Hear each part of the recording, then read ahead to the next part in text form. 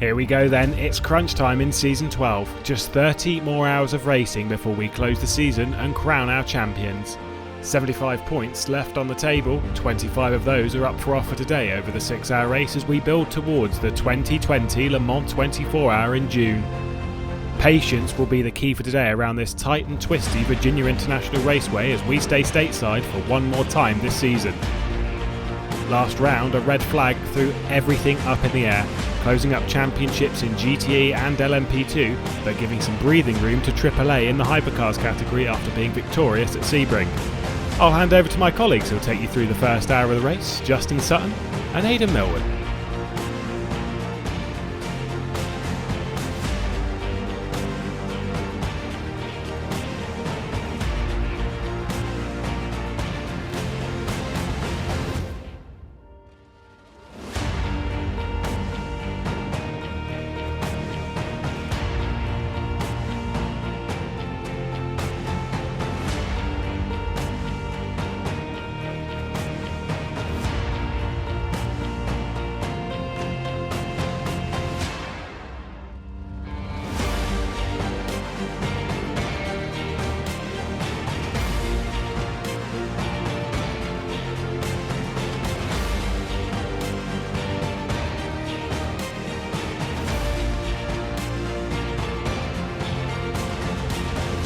Season 1 actually, so it's been quite a long break since we last saw it. It is a longer circuit, 3.27 miles, 5.6 kilometers, and again this is the penultimate round of the season.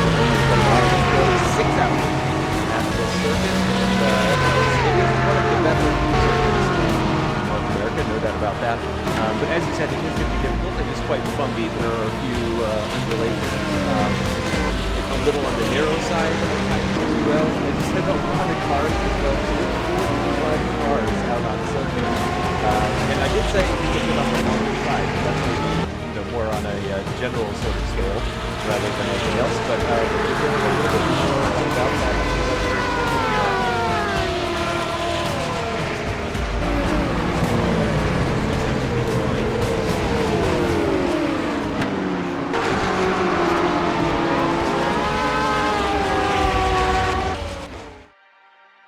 Welcome to the Roy Designs track guide for the Virtual Endurance Championship's 12th season. The penultimate round takes us to the 5.26km circuit of the Virginia International Raceway.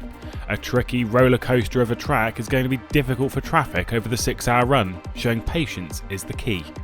Whilst real motorsport comes here for multi-class racing, it's the first time we've headed here in the Virtual Endurance Championship since Season 1. Well, let's take a look then around the circuit using the Aurora Designs flyover as we head through the first kink on the circuit towards the horseshoe, the very first corner.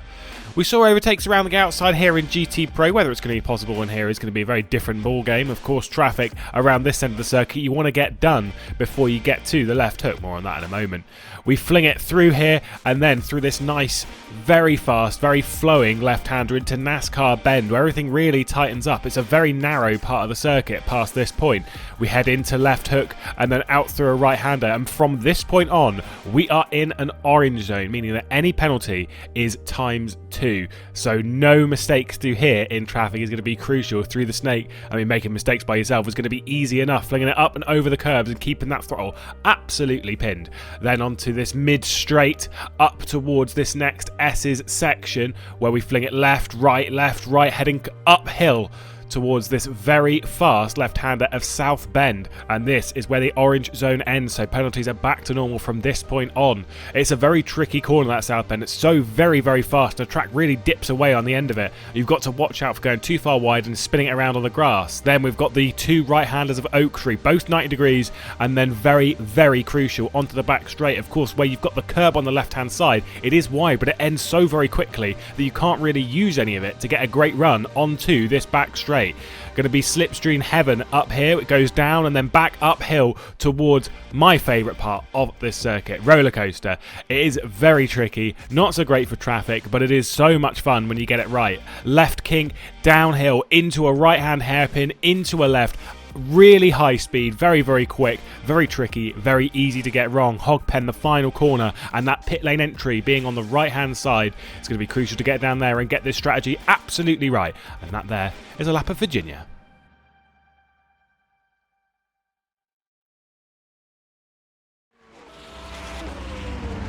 lovely circuit and a lovely track guide as well, just to take us through it. And it does look fantastic out there. And it was pretty close in the qualifying sessions that we had earlier on as well. So certainly I'm expecting lots of close racing. And again, it is a little bit on the shorter side. This is the shorter layout as well.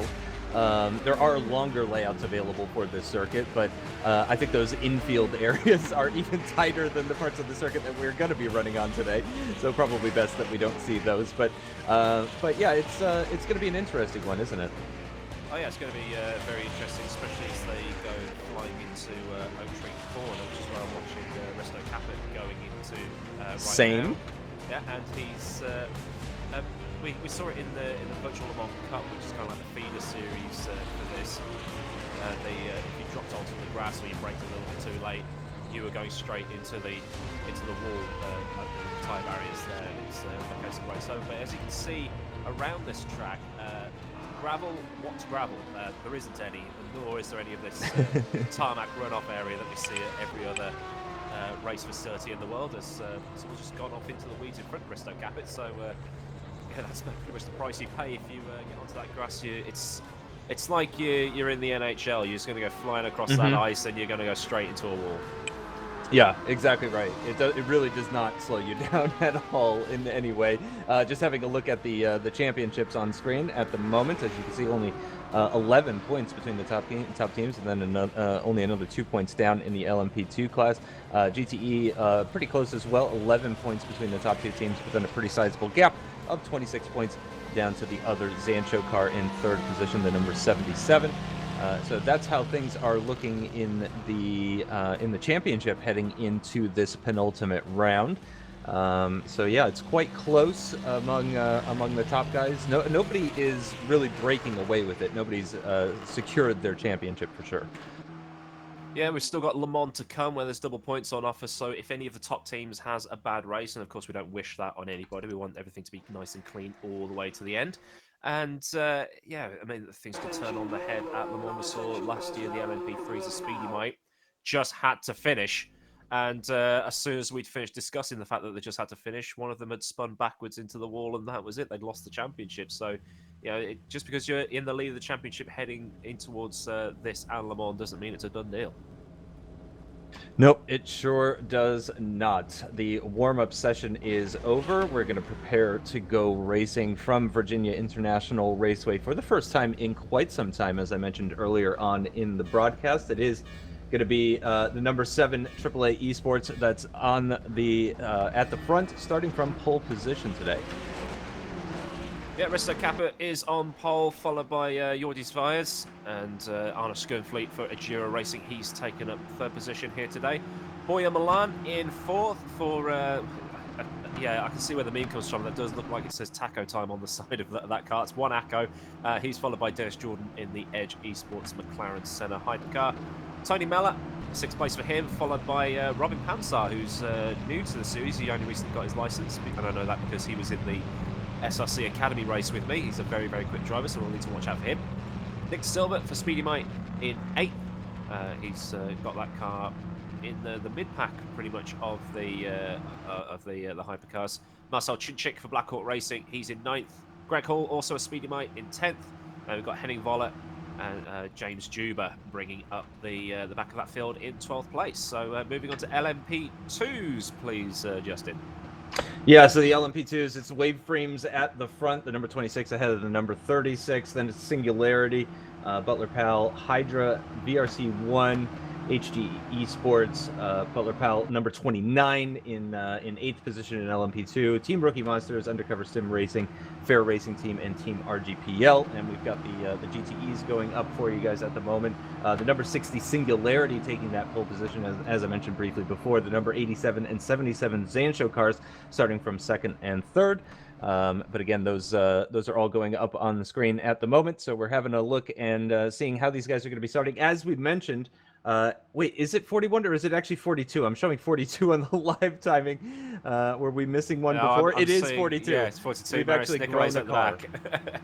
Maris Nicolai's at the back of the car, back of the pack in his satellite car there. So he'll be trying to make some significant inroads into the rest of the field. But you know, we've got 6 hours to run.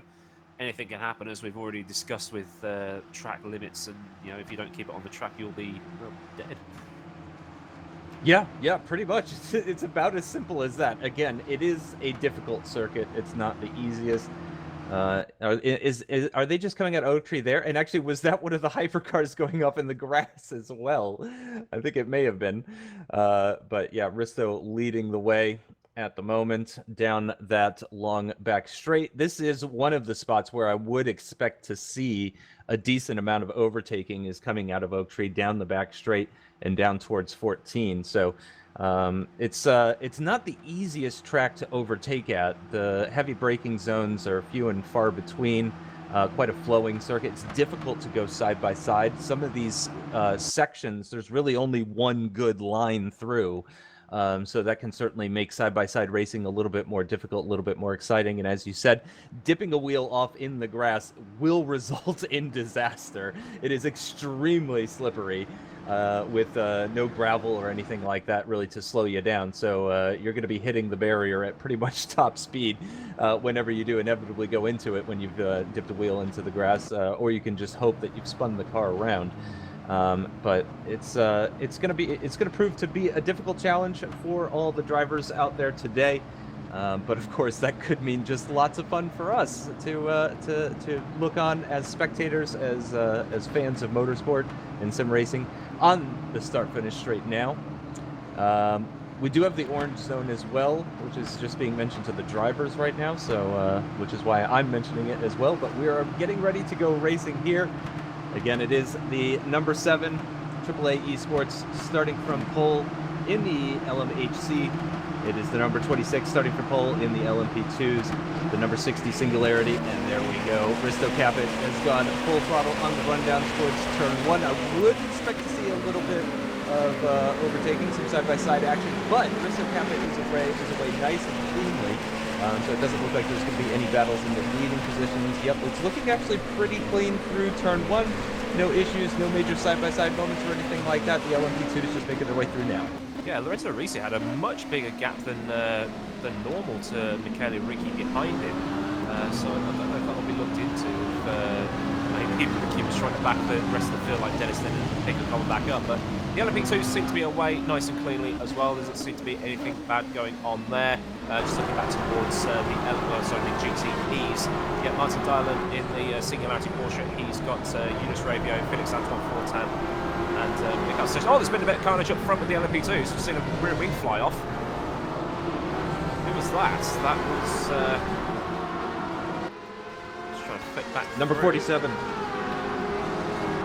Yeah, if you can find that, Justin, that'll be... I've lost a lot of... Tony Ukic.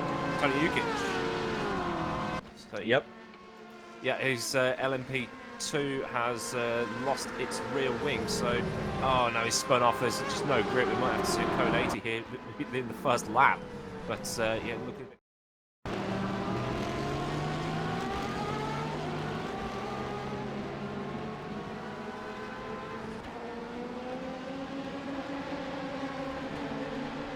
check to try and keep up with his Sancho teammates.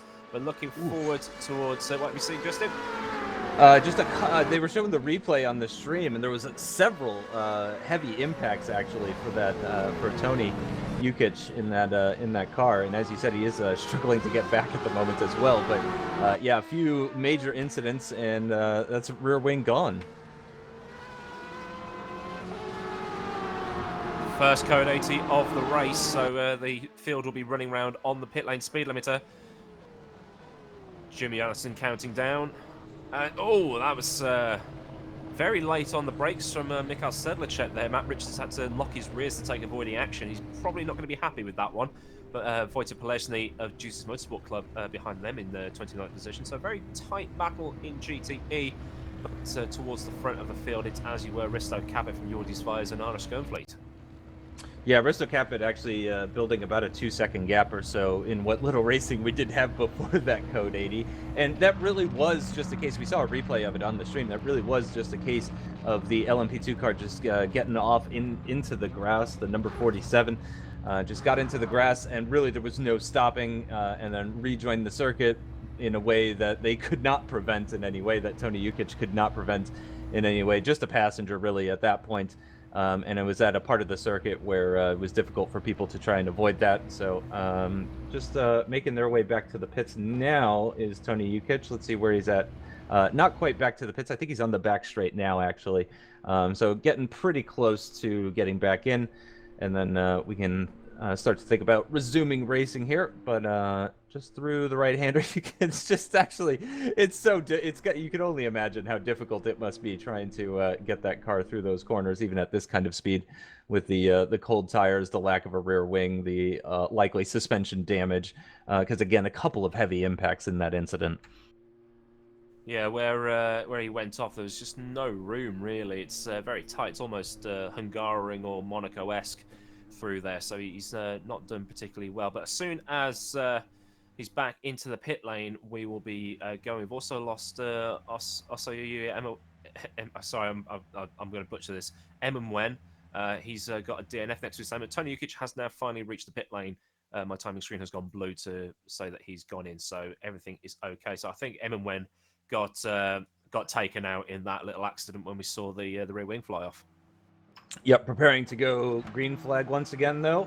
Having a look at Risto Capit, the current race leader, again after the small amount of racing that we have. And here we go, resuming that lead that he had once before. It is about 2 seconds down to Zviers in second position, but then it's really not that much back to the Ajira, the number 9 Ajira in third position at the moment. So it's pretty close between the hypercars still. It's really just Risto Capit that's starting to break away.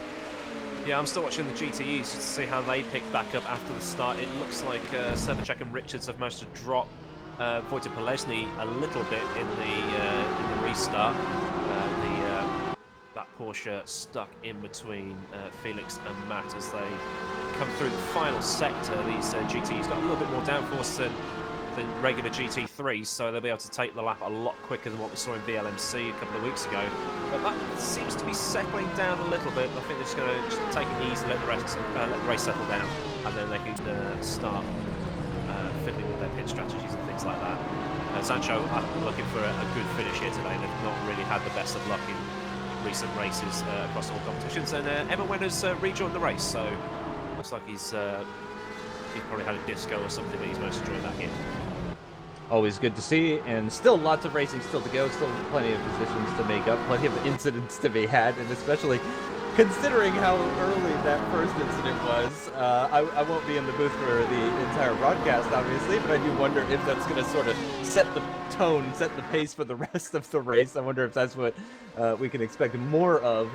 But yeah, as you said, having a look at the Zanchos, really, because they're second and third, right behind Martin Dyerland, who is the car that we're focused on at the moment that is leading the GTE class. But yeah, we've got 3 Zanchos in the top 5, the 87, 77, and 97. Respectively, with the RGPL number 98, Michael Sedlacek, in between Fortin and Richards at the moment. So that is just a gaggle of Zanchos coming down the straight currently. But yeah, they're going to be looking to move up into Sedlacek's having a move at Felix Antoine Fortin. Oh, he's touched him. He spun him round. No.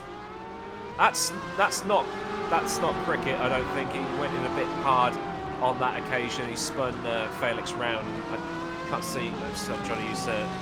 Felix has managed to keep the car going. I don't think he hit the barrier, but he's now down to 33rd overall, and yeah, he's got to come back. And those tyres are not going to be liking that. They're going to look like 50 pence a piece. So he has got a little bit of scuff marks on his rear left quarter panel, but now he's under attack from Josef Breringer, who wants 10th place from the French Canadian into turn 1, and yeah, he's taken that. So that BMW is now going to be under attack from the Butler Palmo sport car of Kalinic. But yeah, Felix has got that under control for now, so he's going to have to try and get back into the rhythm of things. Yeah, he's down to 10th overall, well, 10th in the GTE class and 33rd overall, so that's not the start that Sancho would have wanted today. No, not at all. And here's the replay, which I've already had a look at, and you are exactly right. Fortin did manage to keep it out of the barrier, but only just. Look at that. It's about a meter and a half or so between himself and that barrier, so that was a bit of a scary moment, I would expect from him. He is still coming under attack from Kalinic as well, actually, in that orange zone. And again, that's where the penalties are doubled. So you really, really don't want to be making a mistake between turns 4 and turns 10. which is the section of circuit that they're just coming to an end to right now on your screens at the moment. So, yeah, you really got to be careful through there. And it looks like Chenchik is actually into the pits already. That's a very early stop for the hypercar, and I wonder if they've had some sort of issue. Yeah, damage or excessive flat spotting, that kind of thing. That might be the reason why. I think it's actually up on his jacks. I can't see on this camera view, but just. I believe he was. Yeah, so he may have got some excessive tyre wear from flat spotting or spinning that we didn't get to see, but yeah, he's a good start for Chinchik. No, not a good start at all. He's losing a lot of time very early in the race, and I don't know what position he was in at the time. I believe he was in 7th, actually, when he came into the pits and was running pretty well. I don't know, everything looks okay on the car, so I think you might be right, Aiden, about that, actually. I think it might be a tire issue. Sam Rosso's going back down the field as well. He's had a spin at Oak Tree. That's for 22nd overall. He's lost his rear wing as well, so another LMP2 sans rear wing and suspension damage. That car is crabbing like no tomorrow. He's hit the wall at the sort of support paddock pits, and now he's off to the left-hand side. He's doing some donuts, I think. We've got to have another code 80 for that. That's not going to be handling particularly well through the final sector here. Nope, that's not ideal. I can't. Yeah, that's 2 missing rear wings already. How long have we been? 10 minutes of racing. 13 minutes of racing. Oh, here goes. He's spinning again. Oh no! He's off to his. Yeah. So Jimmy's notified the drivers of a slow car in sector 3. Hasn't called the code 80, but the car is quite close to the pit lane, so that's not going to be too much of an issue. But yeah, car number 44 not #blessed today. No, you're not wrong about that. Oh, he's spun again as the hypercars or the GTEs are coming. Don't hit him, guys. Just go through. Oh, he's fine. And now he's got to somehow get across the pit lane. And yeah, he's in. He's safe. Right, crisis averted.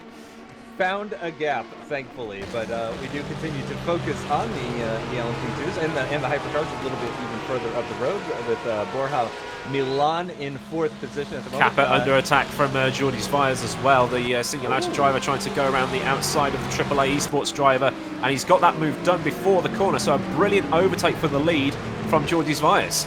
Wow, lovely stuff in that battle as well between Milan and Jordan. Dennis Jordan going on for 4th position as well as they're making their way through the GTE traffic. I have a feeling the traffic actually saved Borja from an overtake there because, who is that off in the distance there actually? I saw a couple of GTE cars and possibly a hypercar as well off at turn 2, I think it was. It's Fortan again.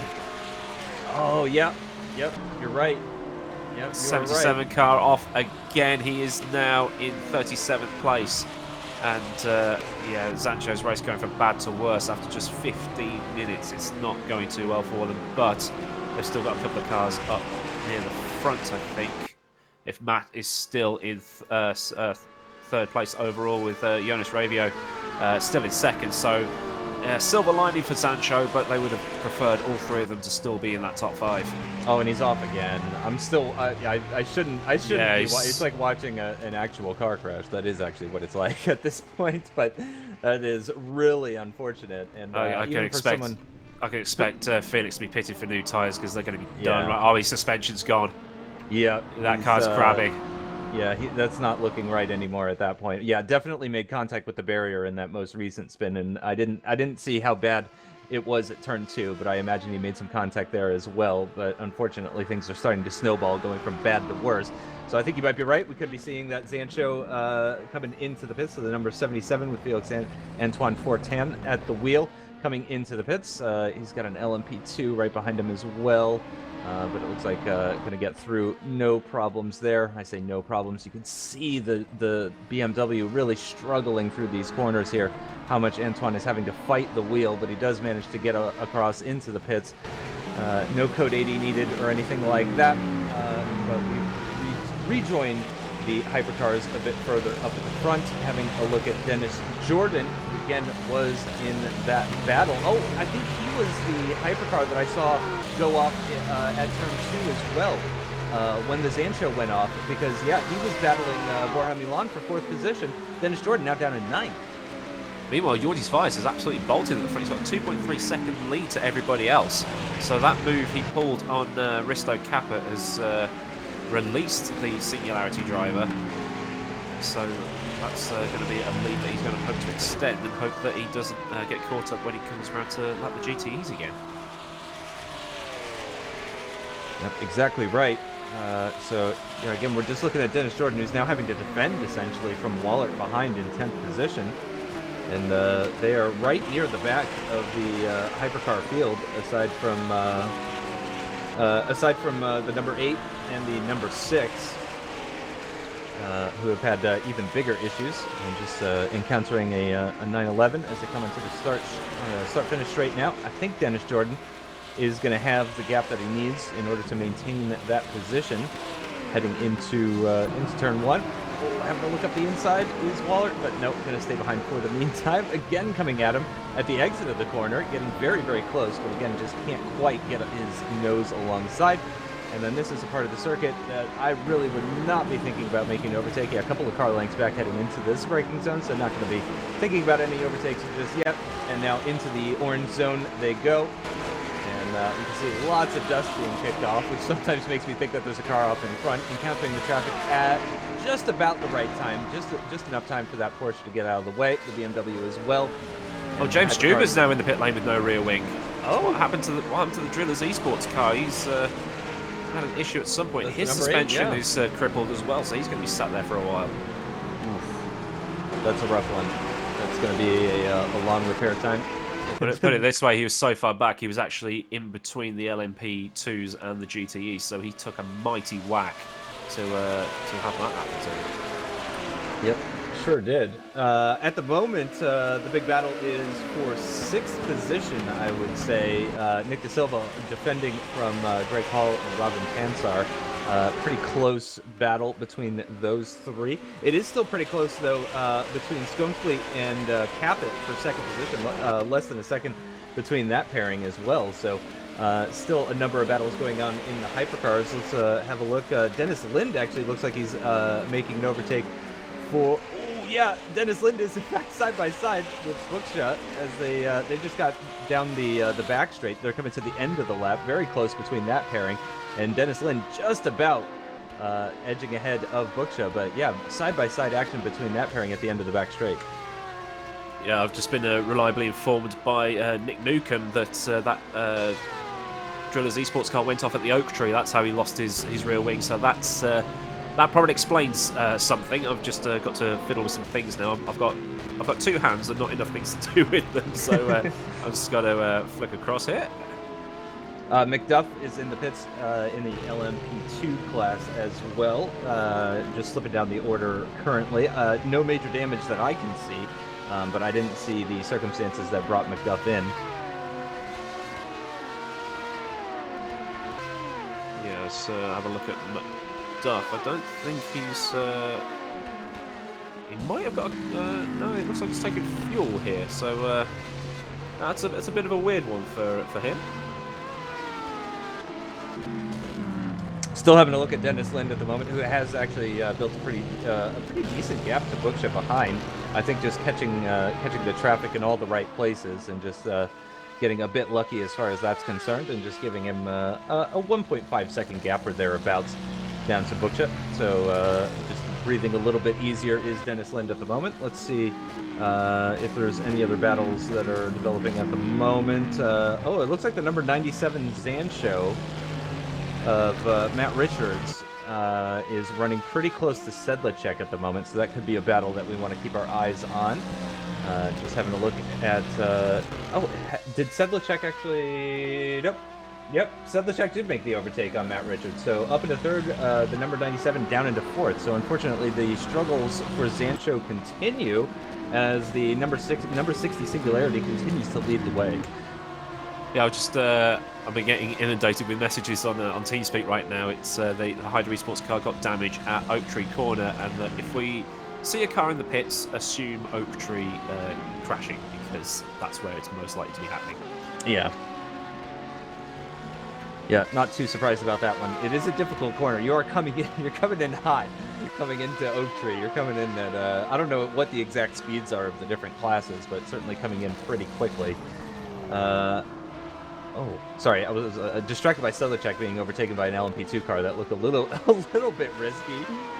Overtaking in that orange zone, in fact, that we were talking about. So again, having to be very careful there.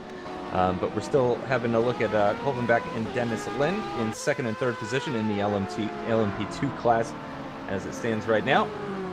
Yeah, Walter Polesny in fifth place in GTE. He's actually under attack from Ilias Fernandez right now. So that's so he's lost ground to the cars ahead and now being pushed into the clutches of Fernandez. And we've now had drive-through penalty assigned to Marcel Chinchik, drive-through penalty assigned to Jordi Zvias, a penalty assigned to Robin Panzer, and a penalty assigned to Lorenzo Arisi, as well as Jimmy Allison has gone back and reviewed a lot of these incidents.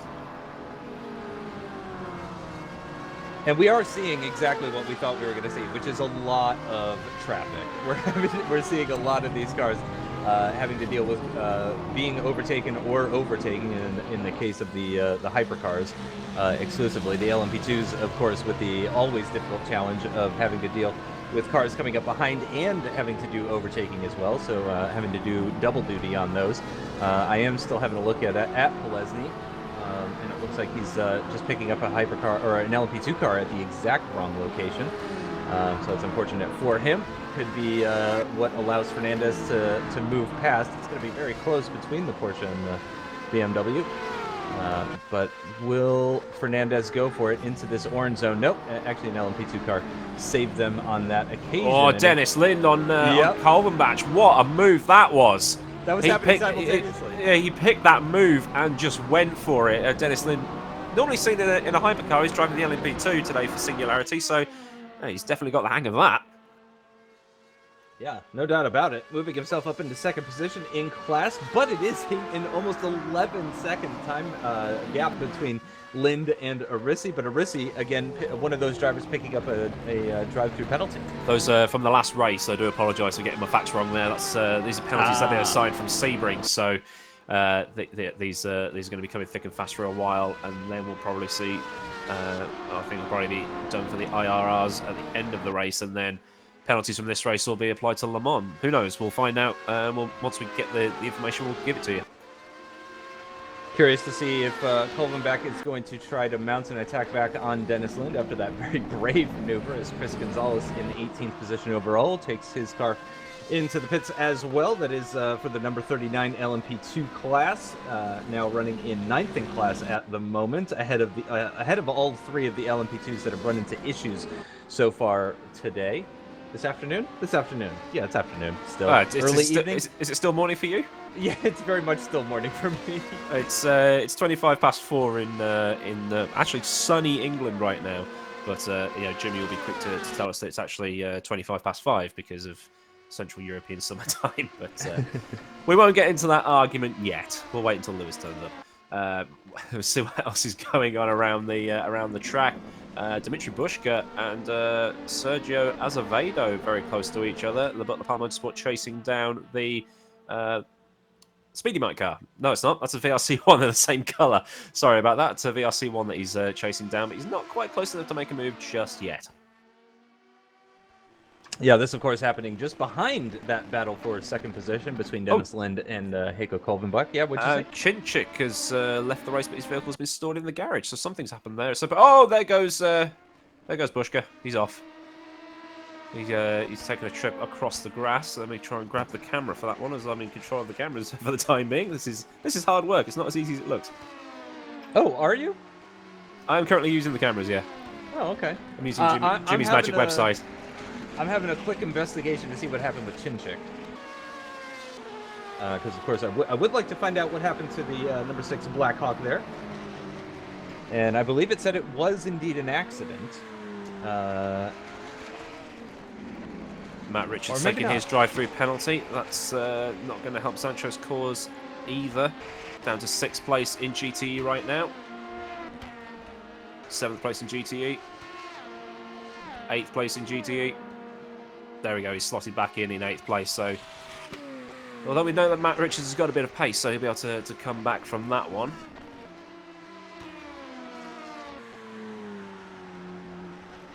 Eunice Ravio still in second, but he's been dropped by Martin Dylan. But we know that Martin Dylan is also a very rapid driver, driving for Singularity as well. So, you know, those guys are no slouches. But things looking okay for Ravio right now as he gets overtaken by this LMP2 around the outside towards the first part of Oak Tree.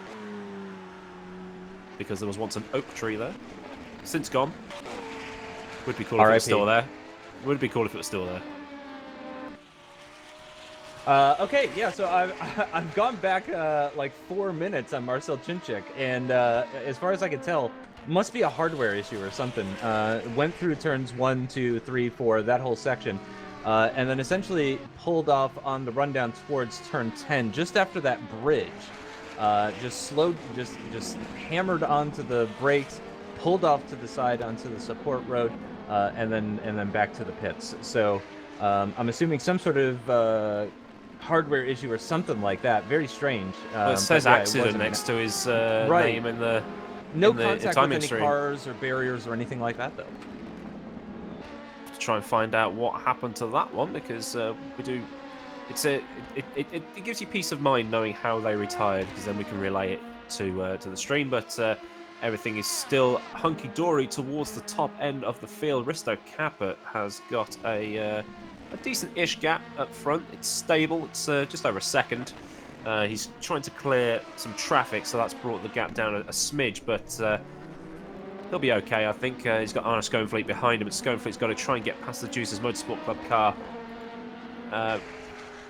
soonish, because this is the orange zone, so he's got to be doubly careful. But this McLaren Senna will do the whole thing flat out, but there's that little bit of a straight that you can use. But he's now under attack from Boya Milan as they come through the S's. And I think Schoenfleet dropped him a tiny bit, so dirty air may be a factor through there. That's an interesting one to think about. Still having a look at the moment at Arisi and Acevedo, and I spoke too soon. Acevedo is into the pits from third position in the LMP2 class, running just ahead of Lorenzo Arisi, who was leading in LMP2 class until serving that drive-through penalty, dropped him back into fourth position, now third position with Acevedo.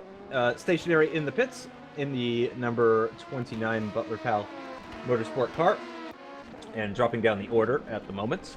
I would assume that is for... Oh, and actually, Acevedo is back out. So that may have been a drive-through penalty for Acevedo, potentially. I think it was. Yes, it was. It was. That was, in fact, a drive-through penalty for Acevedo. Just to... so we saw Matt Richards, Walter Polesny, Andras Kirili, Herman Stocci, Mikhail Sedlacek, Martin Ulrich, Ilias Fernandez, Josi Beringer, Risto Caput, Eunice Ravio, who was second in GTE. He's rejoining fourth, so he's not lost a lot of time there. And Chris Gonzalez has also picked up a drive-through for incidents that happened at Sebring last time out. But I think everybody's served them now, so it's everything's a little bit more settled, hopefully.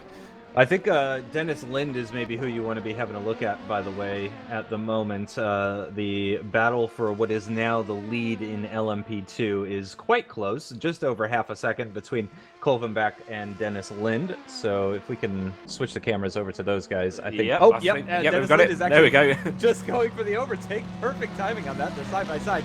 Down the start-finish rate. Outside line for Dennis Lind as they get into the braking zone for turn one. Let's see if he can be brave enough. He's not quite later on the brakes.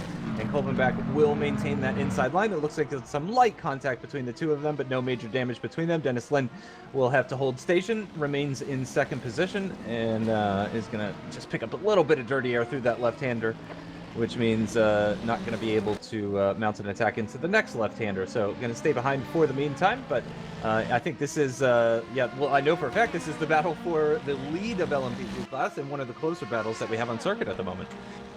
Yeah, Dennis Lind and Kolvenbach going wheel to wheel for this. I mean, we're only half an hour into the race, and they're still going at it. So Dennis Lind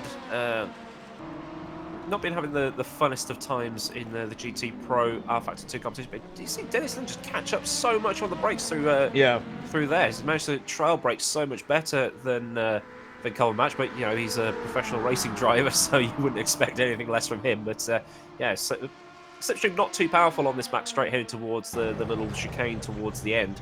But as Dennis Lin has a look, and no, he's still better of it. But has that caused Colin Match to have a mistake? No, he's kept it on the island at least. That is right on the edge. I mean, right on the edge. And as we've seen, you know, you just dip a wheel into the grass. It's very easy to go spinning off the circuit, lose loads of time, which is exactly what Dennis Lin doesn't want to do. And his line just getting a little bit messed up through that section, just got caught out a little bit. Let's see if the inside line can work for him this time. He's got some traffic up ahead in the form of a couple of BMWs and a Porsche. The Porsche is moving quite slowly, actually. Both BMWs making the overtake, and now Colvin back going around the outside, trying to find a way through. Was trying to, I think, sight between them. Oh, and that's allowing Dennis Lin to think about going up the rear inside. lockup. Yeah, scary moment for very Dennis Lin there. Very scary moment, locking the rear brakes under the braking, just thinking that there was a gap as they tried to go around the Zancho BMW, and now Dennis Lin, you can't even see him on that camera angle because he's so tightly packed up the back of that diffuser, but he's definitely looking for a way past. I think Dennis knows he's quicker. But would you take the risk, though, at a place like this with only 34 minutes on the clock? Probably not. Again, especially since... But he's taking it anyway. Look at him go. Yeah, just, yeah, I'll have that. Wow. Thanks. Bye. Yep. Colvin really didn't seem to want to fight that too much, actually. Once Dennis got the inside line on that, it seemed like, oh, but he's picking up the slipstream here. It's looking like he's got enough overspeed. He's going to move to the left-hand side. That's fantastic. For this left-hander here, and I think he's actually just going to breeze by before they even get into the he's zone. there. Oh, no. Inside line now for Dennis Lin. Fights him off. Oh, this is incredible. This is going to go into turn one, I guarantee it. Yeah, this is fantastic stuff, but Dennis Lin maintains the position. Colvin back a few car lengths back, actually, coming onto the start-finish straight, so I think he's going to be on the back foot. I don't think we're going to see a side-by-side into turn one. He is going to be picking up a whiff of that slipstream on the run towards turn one, just closing up to the back of Dennis Lin ever so slightly. A bit braver on the brakes allows him to close up to the back again. This is for the lead of the LMP2 class as well, but Colvin back stays behind by a couple of car lengths for the meantime.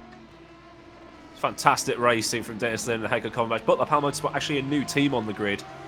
They've only joined in the last couple of races, but already they're flexing their muscles. You know, second place in LMP2 isn't bad, all things considered, considering the experience of everybody else around them. But yeah, Dennis Lin now has the overall lead of LMP2, and Singularity will be hoping they can pull away and just dodge the traffic for the next 5 or 10 minutes or so. By the way, I think we have a bit of a four-way battle starting to develop here for 6th position, if I'm not mistaken. Nope, actually, I think it might be for 4th position, in fact. Yeah, a few of the GTE cars are getting pretty close to one another. Somehow this has managed to happen. But yeah, essentially, Richards, Fernandez, D'Agostino, and Polesny all running within a few seconds of one another. They've got a hypercar just coming through now as well. Matt Richards going to go side by side, actually, with Fernandez. The pair of them are going to be side by side into turn one now. The hypercar just making his way through just before the braking zone. That was very good timing. Well, the hypercar's got a bit too deep, I think. I saw a puff of smoke. Inside line for Richards, yeah, though. He's got it. He's got the position back from Fernandez, so Richards very, very quick. Astonishingly quick in touring cars as well, annoyingly, as I had the pleasure of racing against him a couple of weeks ago. But yeah, he's managed to translate that over to driving GTs just fine. Yeah, clearly. But yeah, like I said, this nice four-way battle going on between the BMWs, the Corvette, and the Porsche, bringing up the rear with Wojciech Polesny at the back, having slipped down a couple of positions in recent laps, and now finding himself in, I think that's 7th overall, if I'm not mistaken. Yeah, in the Deuces Motorsports number 73, down into 7th in GTE, which is 27th position overall at the moment. We've got a couple of LMP2s still down at the back, with the number 44 in 35th position, the number 47 in 40th position. Those are LMP2 cars, and then the hypercars of the number 8 and number 6 down in 38 and 42nd respectively. Polesny looking like he's got a good run on D'Agostino actually here. Down the back straight, is Fernandez close enough to do anything about Matt Richards for 24th overall? No, not quite. And Polesny holds station for the meantime as well. This four-way battle now starting to split apart into two separate battles between the two BMWs and between the Corvette and the 911 at the back of this battle. Dennis Lynn's dropped back to 5th. He's had an accident at Oak Tree all by himself. If we can... No. Yeah, so Lewis is acting as like an extra pair of eyes for me. He said that Lynn's gone off by himself, front left contact at Oak Tree. Holdenbeck's in. Dennis Lynn's pitting. His suspension must be bossed. So that's not good for Singularity. And Arissi's back into the lead of the LMP2s, but Henry Drury actually is right behind him. I think this might be what we need to focus on now. A completely different battle for what has now become the lead of LMP2. Henry Drury in the Team Rookie Monsters, just coming out of 4 and into this orange zone. With Lorenzo Arissi, who was leading before serving that drive-through penalty earlier on. But Henry Drury now right behind for what is, again, for the lead of the LMP2 class. Yeah, Drury's just coming through the S section just before Oak Tree. As Arissi's trying to force his way past the Porsche. That's not going to work, Lorenzo. Just be careful, son. And Drury's had to force his way through as well to avoid losing time. So, yeah, I don't know if Blackhawk be wanting to file a complaint about that one, because that was a little bit overly aggressive from the LMP2s. The running gag being... Oh, here we go around the outside. I was about to say the running gag of Hippity Hoppity, your Apex is my property. And they're catching these GTE battles. Yeah, they are as well. Before. So this is... Can we have some more eyes, please? And some more cameras and some more streaming. We just need more of everything. Yeah, I'm trying to operate the in-game so I can see what's going on and operate the cameras at the same time as Henry Drury. He's going to try and pull down the inside of Arisi. I don't think there's enough room. He's going to have to hold station for now. Oh, he spin! Oh, was that a half spin after contact from the BMW? I think it was. So yeah, and that's allowing Michele Ricci to come back, I think, as well. But I think he's getting held up by that BMW M8. So that's the zone show car getting in the way of Arisi. Arisi's being a little bit too aggressive, I think. It's just calm down. Agreed. Just calm down. It's a long old race. It's don't do it. He's not worth it. But he's managed to clear the GTE traffic, and actually Drury has lost a lot of time to Arisi though. He's lost over a second. You have so much to race for. Don't do it. But yeah, that got really exciting. In fact, I think they got really lucky to catch those two battles in the GTE class that we were watching before. They got really lucky to catch those on the start-finish straight. One battle staying to the left-hand side, though. The other battle kind of going to the right-hand side of the circuit. So it was a bit of a mobile slalom that they were having to go through at extremely high speed as well. So that made things quite exciting. But Arisi has developed a pretty sizable gap in all of that. Oh, just losing the back end there, actually, through that right-hander ever so slightly. I was still looking at Lorenzo Arisi. Again, pushing very, very hard. Has run up to the back of this GTE car, the RGPL, and with the inside line, though, through the final corner, will take that over. And Dennis Lind is still in the pits, or back in the pits, actually? I haven't noticed. Still in the pits, yeah. He's bossed his suspension by the looks of things, but just as an FYI, Singularity, Dennis Lind, that car was the championship leading car going through this race, and Arisi second, 11 points off. That has now flipped entirely on its head. Yeah, very good point. Very good point. Sergio Azevedo into the pits, this time for a proper stop. This is not just for a drive-through this time. Dropping down into 16th overall and 6th in class in the LMP2s. Who are we having a look at the moment? Looks like Herman Stocky is who we're focused on at the moment, with Berenguer, Jose right behind. And they're dealing with some traffic at the moment as well. An LMP2 car running not that far behind, but that's a pretty close battle that we're having a look at currently as well. And actually, they're not that far behind the number 64. I've only just picked up on that. And was that contact actually between the LMP2 car and the Corvette? I think it may have been. I've lost track of what's going on, so I'm glad one of us is still going here. Yeah. Oh, this is like when I never paid attention in school, but this time I'm genuinely trying. Oh, what's being shown on screen is so I can catch up. Oh dear. No, don't click on that. That's the wrong thing, you idiot. We're watching the three-way battle for 29th overall at the moment. Right. Okay. So Marius Nikolai. Herman Stuckey. There we go. Right. I've caught up. Whew. It's getting warm. Oh, what happened there? Oh, no. What was that for? Oh dear. Who was that that's just clonked in? It was an LMP2, so... Was it Gonzalez? Chris Gonzalez, who just came into the pits? Yeah, I think it might have been. But yeah, that was not a good move. Oh no! No, it wasn't. No, it was a black and red car, wasn't it? So yeah, it was. We need to see someone spinning down the. Oh, I think it was Zanroso in the number 44. I think it may have been. Again? I think so. Yeah, because we saw that one spinning around for the first couple of laps, so it's not been terribly fun for that team right now. Sorry, we're struggling to keep up. There's literally too much going on for two pairs of eyes to handle. Well, the actually battle for the overall lead between the number 9 and number 3 is developing. Borja Milan within 1 second of Sconefleet. Tony Mela as well, just a couple of seconds back, within a couple of seconds of Milan. So that might be the one that we want to have a look at, actually. Your wish is my command. So less than a second between the Ajira number 9 and the Wanako number 3. Borja Milan is the chasing car with Tony Mela in 3rd position, not that far back. Jordi Zvires as well, within 6 seconds or so, as we're over 40 minutes into this 6-hour race. And it has been, I have to say, it's been as crazy as I expected it to be.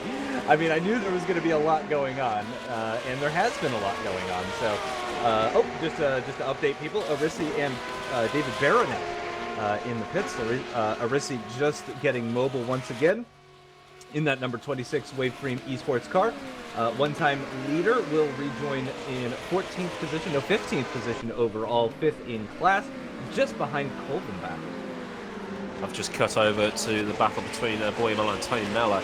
Looks like Sconefleet's dropped them a little bit, and Milan starting to be put under pressure by Mela. I think any traffic they get will help Milan over the next couple of laps, but so that LMP2 just ahead, I don't think that's going to cause him too much trouble. It might do. You might just catch them in that little twisty section before the S's and the orange zone.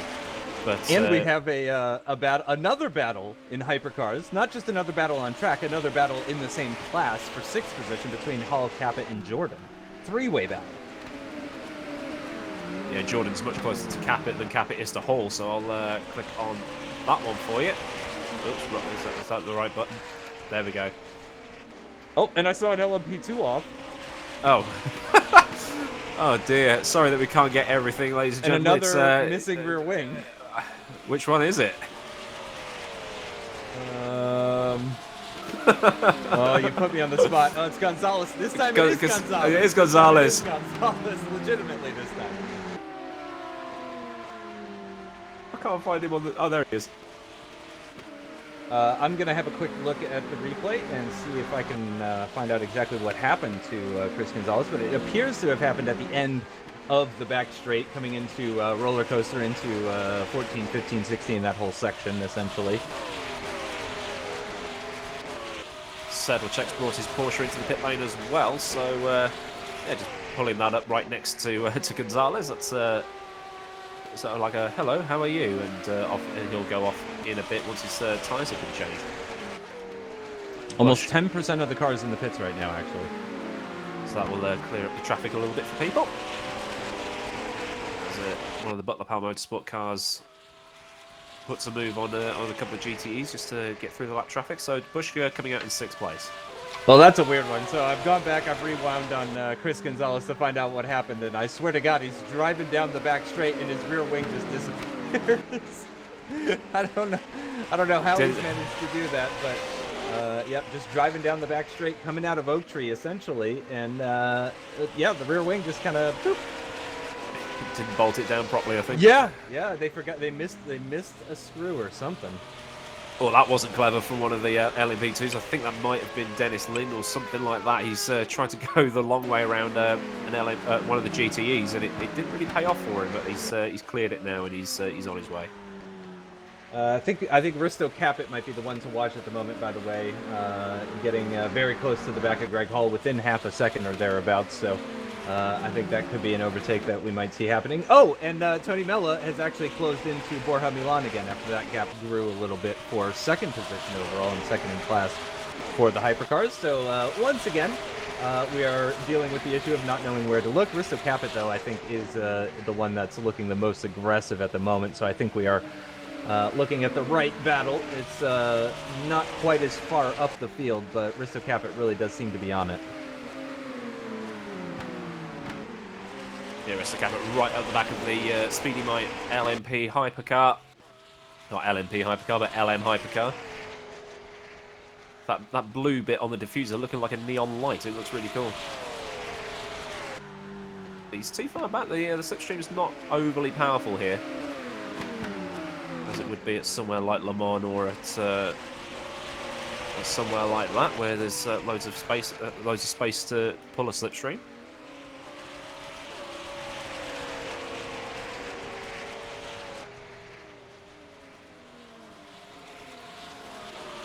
And the LMP2's starting to get lapped now. It's taken this much time, but they are starting to get lapped now. So traffic becoming even more complicated now for the LMHCs. Or I should say, actually, the leader just got lapped, really, rather than the LMP2s. But the leader is just getting lapped. So things are properly getting mixed up now out there on circuit. I mean, they've already been quite mixed up. Again, we've got 4 LMP2 cars that are currently out of position. The number 39, number 44, number 30, number 47, and we've got 2 LMHC cars out of position. The number 8 and the number 6. Those are all quite a ways back. And in fact, the Chinchik is still, not moving. So actually, we've only got 41 cars still running in this race.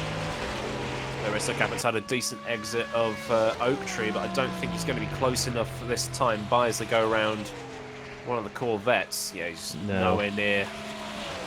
He needs just the most godly of exits from Oak Tree to stand a chance of getting past into this twisty section towards the end, but... Oh, Spires has caught the battle for second. There we go. He is very close, isn't he? Spires in the Singularity LMHC.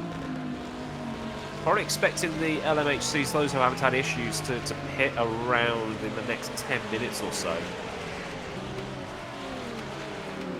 Please correct me if I'm wrong. Could be, right around the 1 hour mark.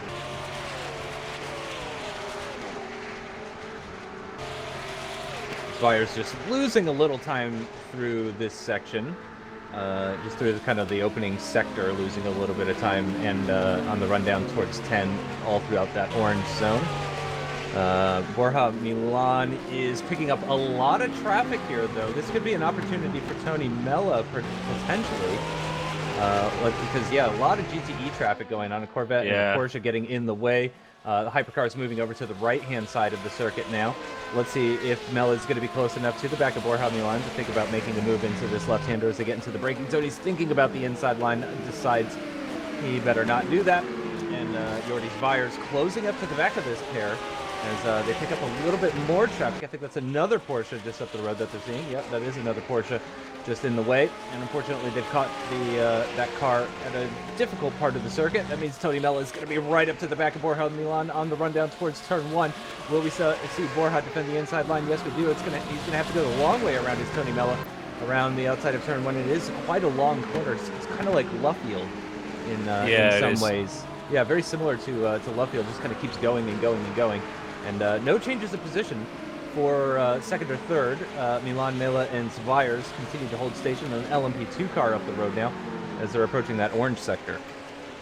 Yeah, Zvias is right on the diffuser of Tony Mellor, so if anybody, it's going to be Zvias, I think, that will go round. But like you say, that first corner, it's just like, where's the apex? Where's the apex? And every time you go in, just different apex every single time. It's a very, very difficult corner to carry a lot of speed. Really is. A couple of lines available as well, too. I did mention earlier in the broadcast that through some of these corners, there is essentially one line, and that's not one of them. Actually, turn one has a little bit of variety there. Here we go. Picking up, some more traffic. This time at Oak Tree, though, so he won't have lost too much time. Mella using the slipstream from the LMP2 gets past pretty cleanly. Jordi Zvias as well, getting past the GTE car, becoming a bit of an issue for Jordi Zvias. It wasn't an issue for Milan or Mela, but Jordi Zvias losing a little bit of time through that sector. 14A, all of that. They do love naming absolutely every single bend here at Virginia International Raceway. Every single tiny little kink has to have a corner number on it. And some more traffic on the start. It's crazy. Tony Mella's opportunity. No, not quite. Is it Zvias' opportunity? No, not quite. And I have a feeling, while we're watching this, we're probably missing out on battles elsewhere. Yeah, in fact, the battle for sixth. I don't think we should change camera. Let's continue. Let's continue with this one. Yeah. Yeah, but the battle for sixth position is now a four-way battle between Hall, Caput, Jordan, and Waller. So I think the traffic playing into that battle as well, and just closing things up. Yeah, Zvias has now cleared that BMW that was holding him up, and he's dropped so much time. You know, the traffic giveth, the traffic taketh, and all that stuff.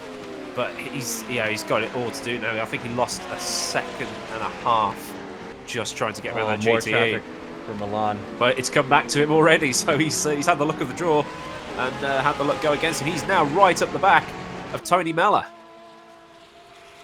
Oh, you can't find a way by, though. It's not. I mean, you could go three wide on that straight, but you wouldn't want to. Oh, go on. You know you want to. Send it. Go on. No, don't, please. I think that that Porsche 911 and the LMP2 really just playing into the hand of Tony Mellor really well there on that straight, because I think Jordi Zvias just had to lift off the throttle coming out of Oak Tree, got back on it, picked up the slipstream, started to close back in just as the LMP2 car was starting to come into play. Now the Zancho GTE car on the start-finish straight coming into play as well, which means that Borja Milan actually has a huge lockup from Zvias. Yes. Oh, he sent it. Tony Mellor had an even bigger lockup into turn one. Oh, Mellor's coming back though. He's going to go. Yeah. Oh no! Oh, no. Thankfully, there's that runoff there to use. Hopefully, he didn't pick up a cut track for that one, but Jordi Zvias is now past Tony Mellor. He's now into third position. Borja Milan extending that gap because of that side-by-side battling. Zvias and Mellor losing a little bit of time. That's allowed Borja Milan to just make use of the clear track, that little bit of clear track that he had. He's catching up to a Porsche now, but he's going to get by before Oak Tree. Yes, he's going to find the apex as well, which means this lap has gone very well, in fact, for Borja Milan. We'll see if he's got the pace and if he'll get the traffic later in the lap in order to maintain that. But it looks like Tony Mellor is not giving up on this, tucking into the slipstream of Jordi Zvias. Not going to be close enough to mount an attack on Zvias into the braking zone at the end of the back straight, so we'll have to maintain position. But he's not out of this just yet, and some very unfortunate traffic for Borja Milan means that Jordi Zvias is going to close up once again. So yeah, it's going to affect Zvias, and it's more than it's affecting Milan. Milan got through pretty easily, but then we've got a DNF in yeah, Robin Pansar's dropped off. I'm going to have a look. Yeah, if you want to keep focusing on the action. Yeah, I'm actually going to flick back to the one between Caput and Hall and Co. See how that one's developed. Actually spread out a little bit since we were talking about it, so yeah, I'll click back to the one between Milan and Zvias. But crucially, with Caput at the head of that battle now in sixth position, so he did take the head of that train. Mellor's dropped back from Zvias, I think. Yeah, the gap's a second between the two, so traffic has not helped Tony Mellor out here. So he clears the Butler Power Motorsport car. That quite nice looking BMW, I have to say. And then Borja Milan is he's got about a second or so, about half a second maybe, to Sviers. So that's that gap. I think that battle is effectively over. Well, no dramas, unfortunately, actually, for the number 14 of Robin Pansar, who now finds himself in the pits and stationary with the DNF. Yeah, just was driving through the final sector, taking the final few corners, taking the apex quite nicely. Didn't appear to be any damage on the car, and then just teleported to the pits. And that's going to be the end of the race for the number 14 ACR, which is now dropping down the order. The LMP2s coming by on the start-finish straight, relegating it down further and further. So that's an unfortunate one for Robin Pansar.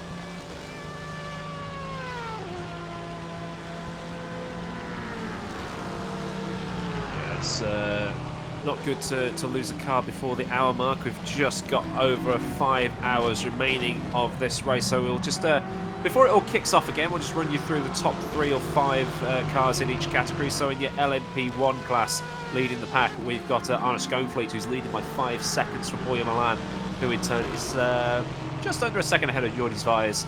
And then the gap's now 6 seconds back to Tony Mellis. Mello's lost big time in the last couple of laps. Then moving down towards the LMP2 category.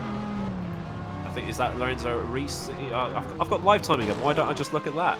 You muppet. Right, so Heiko Kolmenbach is leading. He only took fuel in his pit stops, so he's stretching those tyres out a little bit more. He's followed by the Waveframe Esports car of Lorenzo Arisi, and then the Team Rocky Monsters car of Henry Drury is on completing the podium there. Then looking down towards the GTE field, Martin Dylan, he's still leading that pack, followed by the Juices Motorsport car. Oh, as I said, that there's the Zansha car that's just lost its rear wing, unfortunately. Have to see what happened to him. But yeah, Dylan's leading for Singularity, followed by Adam Baldwin, the Juices Motorsport Club number 74 Porsche. And Matt Richards has brought the 97 Zancho back into the podium position. Oh, that was Fortan. Fortan again. Oh, no. He's not having a great day. Yeah, you got a feel for the number 77 today. I mean, nothing has gone right for Felix and Fortan. That is just got to be super, super frustrating. It's, you know, it's just one of those days.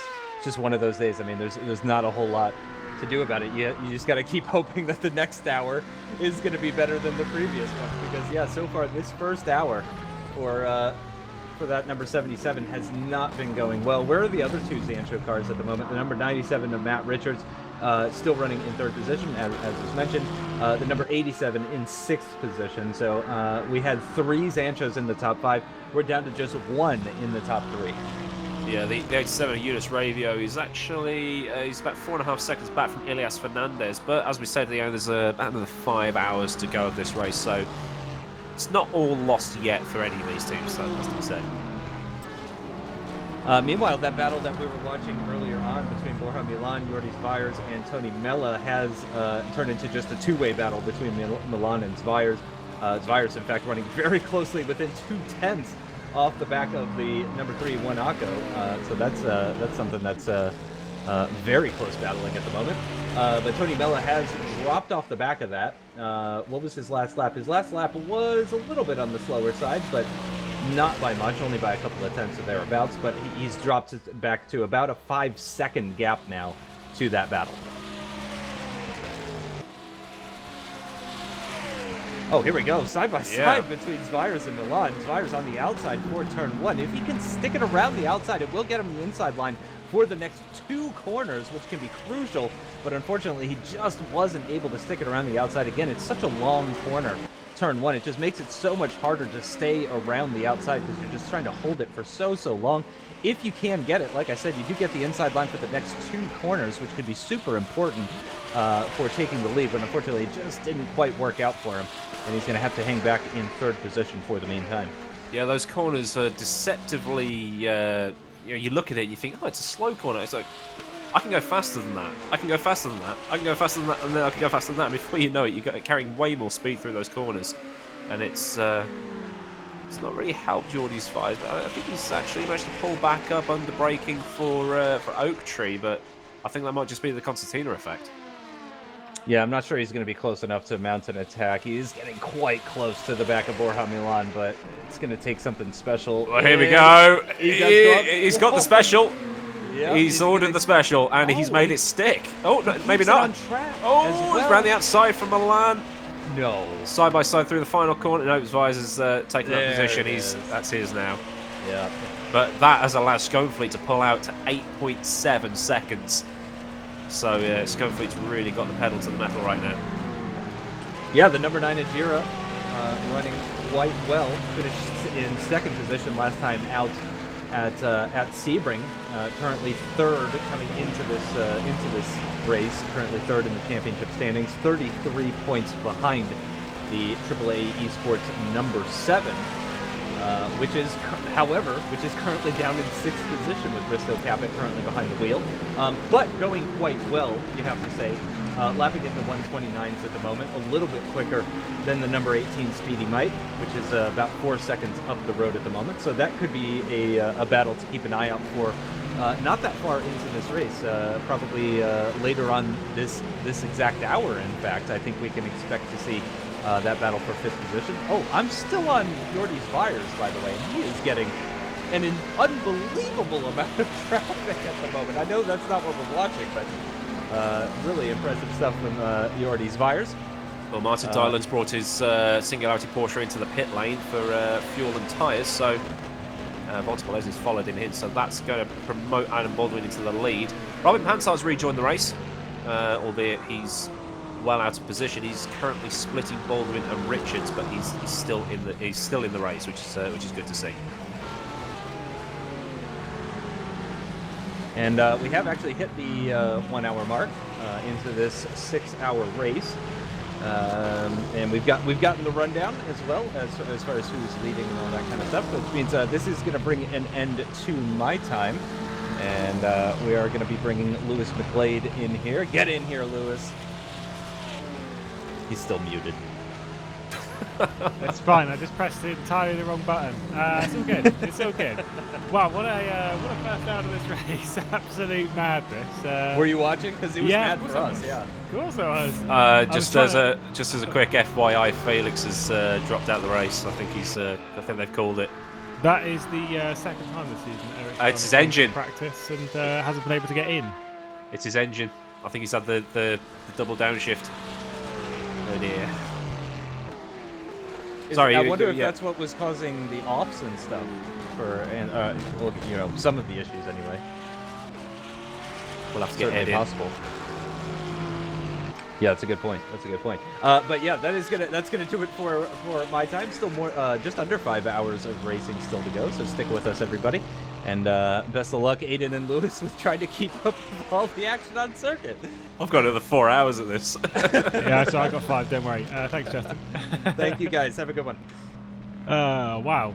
This Aiden's been a bit mad, but now that I'm here, I'm going to calm down, right? No, it's probably going to get worse now you've turned up.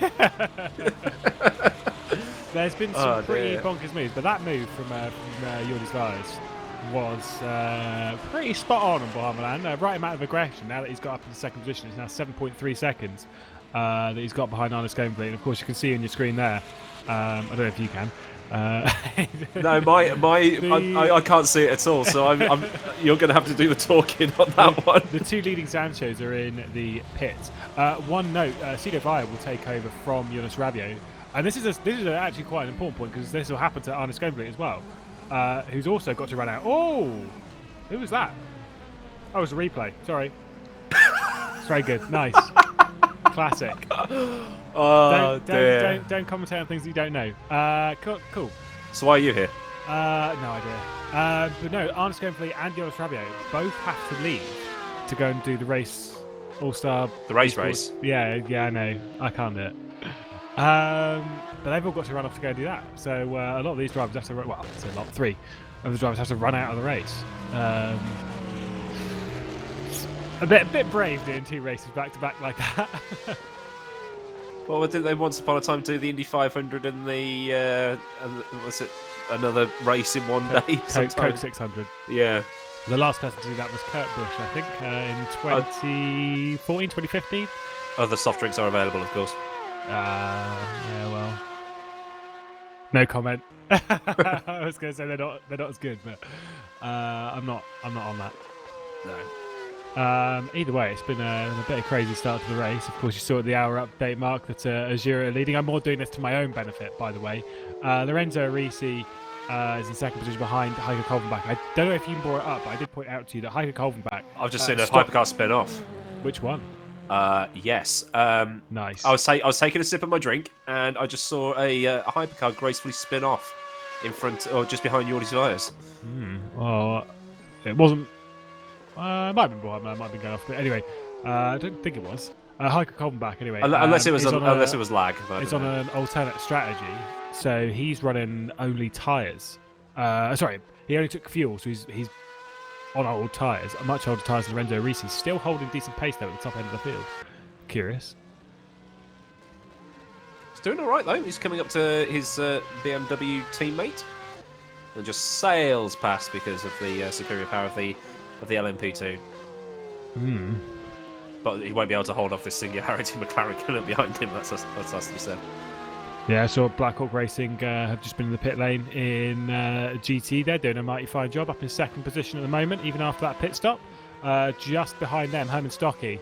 So pretty tight battle for second position there in GT at the moment. Oh, James Juber's just. I just clicked on his name, Drillers, and he's just pulled into the pit lane and pulled off into the garage area and hit escape. So I'll have to find out what happened to him as well. So that's Felix Antoine Fortin, Marcel Chinchik, and James Juber all out just past the hour mark.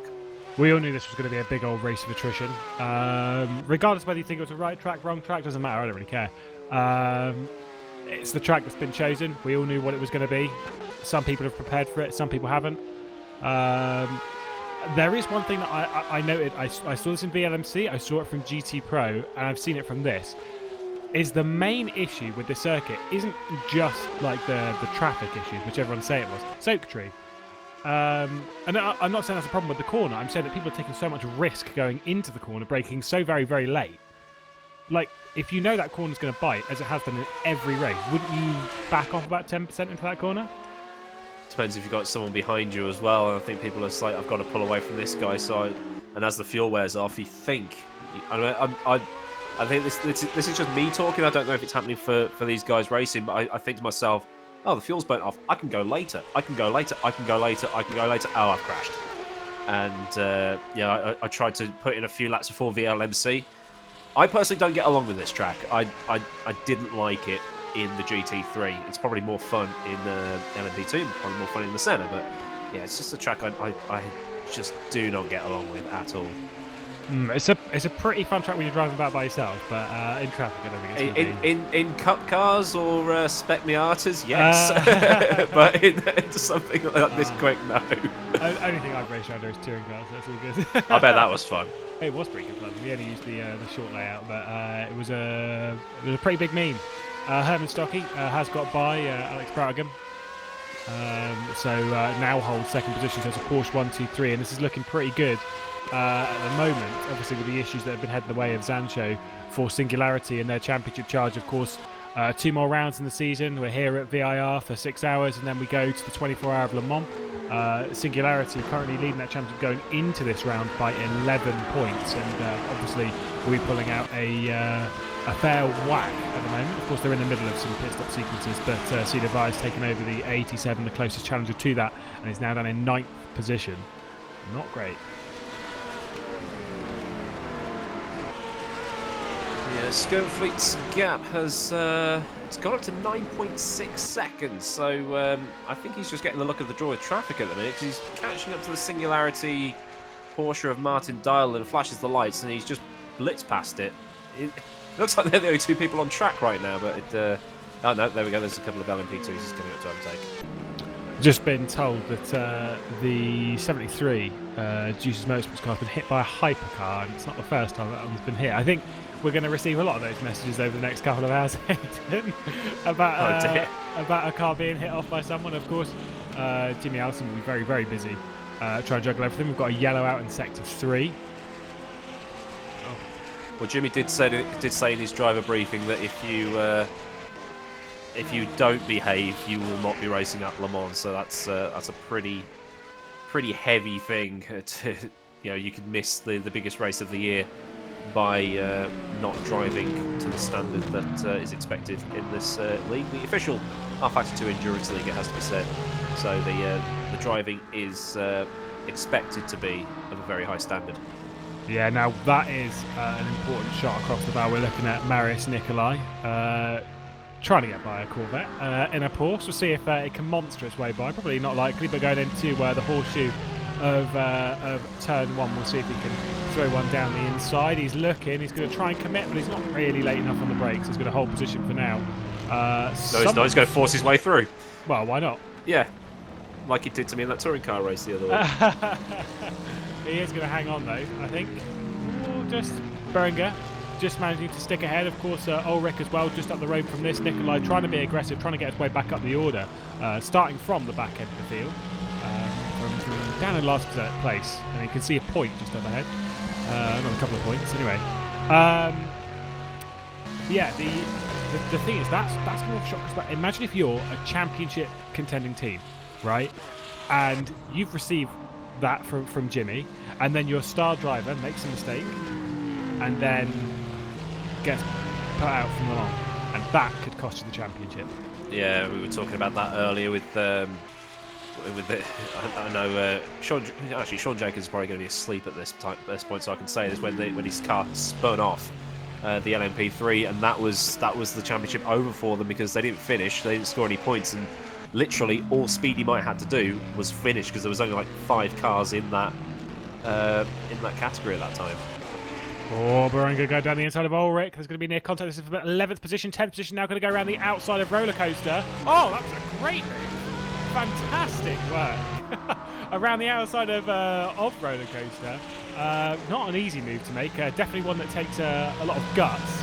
Now Marius Nicolai is going to try and get down the inside of Ulrich, heading onto the start-finish straight and in towards Horseshoe. I think he's going to have that one done, and we saw his commitment on the brakes. He's got his lights on, he's got his eyes focused, and I think this should be a fairly simple move for the 64. Going into turn 1 late on the brakes, Martin Ulrich not really trying to contend that position too much and drops back into 12th in class. Marius Nicolai up to 11th, and Jose Berenger up into 10th. Yeah, it's these guys are getting pretty brave right now as the track's really rubbing in and the race is getting on. It seems to have calmed down a lot from when Justin was here, which is Justin's luck really. But yeah, Boya Milan is in the pit lane. But I just checked in with YouTube chat, and they said that Arne is a right weapon at the right moment, and he is. He's 6 seconds ahead. The gap has shrunk by about 2 seconds, so Arne's probably finally had the traffic go against him, but still got a neat little cushion to Zvias, who is enjoying. Oh, Zvias is off! Zvias is off! Oh, commentator's cursing. Oh, he is. Where's that? That was through the S's section, at the end of the orange section. That's going to be some big damage on the front end of that car for Jordi Zvias. I don't actually know. I think he may have just caught the curb wrong. It seemed from me like he just stopped steering. Of course, we'll try and grab a replay. that car is wobbling. Yeah, he's just coming into Oak Tree. Yeah, so that race is done for that car. I mean, they'll still continue. They'll probably be hoping that one like Scunfleet, Mella, De Silva, Caput, Jordan has an accident as well. But that was an almighty whack. Just got a replay then on your screen. We can watch him come through. This is up towards the S's section. He just clips the curb, gets it all wrong. Where's he? Yeah, just go straight on. There's no steering. There was absolutely no steering on that. That's bonkers. I don't. I'm assuming there was a technical issue on his car. I'm wondering if maybe wheel disconnection or some description. I'm surprised he got that back on. I'm sure I'll receive a message from Jordi afterwards explaining what's happened, or anyone from Singularity want to throw me a message on what's just happened? Dennis? I know he's driving. Okay. He is driving. Of course, he's moved from the hyper. Oh, P2, Risto Caput, Nick De Silva going down into turn 1. Risto Caput going to try and go around the outside. Nick De Silva says, no, thank you very much. I'll hang on to this position for now. We haven't seen many moves stick around the outside. I think Rudy Van Buren did one in GT Pro. You can see there in the top right-hand corner, on board with Risto Caput. Busy man at the moment for AAA, Hanya Yovsky. Realistically their number 1 driver, although Risto Caput is pretty damn solid himself. Yovsky's off to do the race All-Stars race. And so Nick De Silva now has to fend off Risto Capet. Dennis Jordan as well, their main championship rival for AAA. Edgy Sports been a bit of the wars earlier in this race. Obviously, everything kind of went against them. Jordi Spies is out of the race. That is not good news for Singularity. I've got the YouTube stream on, so I'm watching stuff about 30 seconds later on. But maybe he had the dreaded screen freeze. Who knows? Yeah, but normally when you get a screen freeze in RF2, this is the thing. Like normally when that happens, is your car like freezes in place as well. It's not normal for the screen freeze, so then like the car continues in its momentum. That's why there's normally issues with people lagging backwards and having instances. It could well have been a screen freeze, could have been the monitor going off, could have been literally any number of things. All we know is that Singularity presently out of the race. They're probably going to try and rejoin and see if they can salvage anything, but there's going to be some big damage on that car anyway. Well, Jan Polak has just messaged me saying huge multi-second freezes for Jordi, and that's probably what did it. Okay. That's grim, because that was looking like a pretty strong car. We've got a lot of hypercars in the pit lane. Henning Vollert, Nick De Silva, Greg Hall, Tony Mellor, all in the pit lane at the moment. Driver swaps are plenty as well, because Martin Furman, Alex Siebel, Hani Al-Sabdi all waiting to jump in. Al-Sabdi will be taking over the AAA, I think. And then Alex Siebel will be taking over the Edge. Esports Martin Furman will be taking over from Henning Vollert at one target. Dennis Lind also in the pit lane with no rear wing. No rear wing on Dennis Lind's car. I've only just noticed that, apologies. Yeah, it's not been Singularity's day, has it? No, it's not. Usually bomb-proof, this team, but even the Mercedes Formula 1 team has a bad day from time to time, and I think it's just Singularity's day today. Yeah, unfortunately. well, Totally unfortunate. Obviously, it's we don't want to see. We want to see all happening. Everybody having good races, but it's just realism. Realistically, you can't expect that. Yeah, Matt Richards in the back of Barbosa. This is the battle for 4th position in GTE. Whilst everything mad is going on, you never know what's going to happen. This is a car that serves a drive-through penalty still coming up. It's a battle for some decent positions as they head up towards the SS section. Again, a reminder that we are in the orange sector, so any penalty in this section will be doubled. They've just left it now. You can see Henning Vollert there, they're all in the pit lane, probably about to get ready to leave. This race, I knew it would, but it was going to absolutely lob the championship up in the air. Oh, look at this, the lead though. Dennis Jordan, Risto Capet, your two main guns in the hypercars class. Of course, that bad round for Reg Esports at Sebring really did allow AAA to run away a bit. There's now 19 points for the championship between them. But Edge Esports could gain a few back today. Look at how close they are going up the SS section. Yeah, it's on the limit trying to throw the car through there. They obviously know the ins and outs of these cars by now after round 6, so it's just that the slipstream isn't as powerful as Dennis Jordan would want coming up this back stretch past the I guess it's the support paddock and towards the roller coaster. I just love the fact that that's called roller coaster. It's named as it is. Yeah, it's one of the reasons why it goes up my list as my favourite corner on the circuit, because that is a mad name for a mad corner. Definitely good fun. When you get it right, that is. I think the high downforce Risto Capet dies in the pit lane, and in a shock to absolutely no one here in the Virtual Endurance Championship, Edge Esports stay out longer than anyone else. Who'd have thought it? Oh, just save that fuel. Just sip it, and drag it out as long as you possibly can. And so Dennis Jordan has with Capet in the pits, it has a 1 minute 16 second lead to Arno Schoenfleet behind. So Dennis Jordan probably could do a full service and get out just behind Schoenfleet, I think. But I mean, okay, you say this, right? You see where Dennis Jordan is? He's just in that orange sector. We're just seeing where he is now, going under that bridge. Arno Schoenfleet is at Oak Tree, so he's not that far up the road. Thus being a very, very short lap here at the Virginia International Raceway. I mean, what is it? In hypercar, it's 1 minute 30, so it's 90 seconds. So he's obviously 15 seconds back, realistically, from sticking a lap on the Azura. Ajira, who've not really had the best season. They were victorious back in Silverstone, the opening round of the season. Past then, they've been second a couple of times. They were second last time out. But they've not really had the season they'd have wanted. And it's maybe moved them out of championship contention, but obviously that's a big maybe. A good day on a track like today, carrying momentum into Le Mans. You never know. I see Matt Richards has got by Juan Barbosa as well, 4th position, goes the way of the 97. Which is the current top place, Sancho? Because it's all got switched Matt around. Richards. Matt Richards. So yeah, he's. But I think the 2 ahead. Yeah, I think just the 2 ahead. So Broughton and Stocky. I think when they pitted, they may have only taken fuel. Maybe. I don't have how long their stops were directly. Yeah, definitely, because it was a 51-second additional time on the lap. When he came back out, still running about a second. So yeah. Well, Richards is now at the back of Stochy, so it's. Broughton.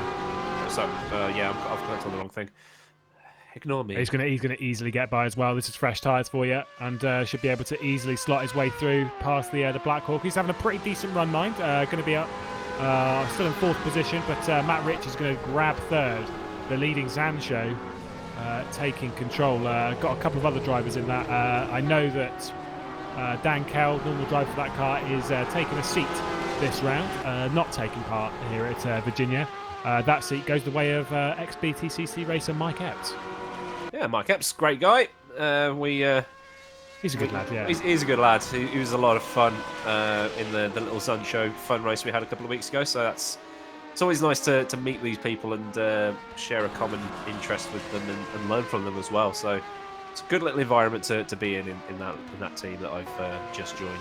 Aye, you're yeah, you joined it before I did, I think. Either way, your favourite button on the keyboard, DJ's coming to pit lane. DJ! Exactly. Alex Siebel has taken over in that car. Exactly. As expected, Hani Al-Sabti's taken over the AAA as Risto Caput's run off to go and, I don't know, do something else. And there we go, AAA has jumped back ahead, staying ahead and comfortably ahead of the Edge Esports, now piloted by Alex Siebel. Currently ahead of this, Nick Da Silva and Borja Milan. And then, of course, race leader, the Ajira, Varney Sconefleet. Sconefleet got a 25-second lead to Siebel now.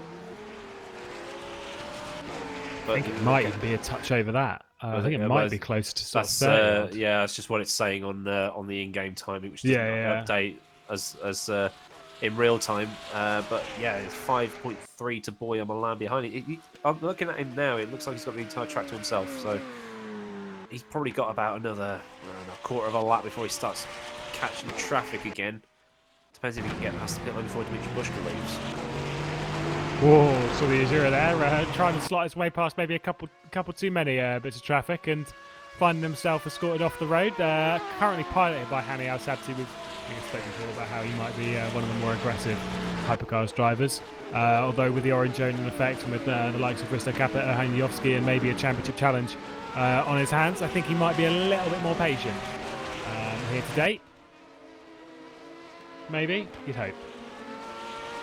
Henry Drury, by the way, currently leading in the Team Rookie Monsters in LMP2. Of course, we know their pit stop sequence is every 40-ish minutes. Whether he's still got to stop, I think he might be stopping quite soon. There we go. Now. So, Called it. Good guess.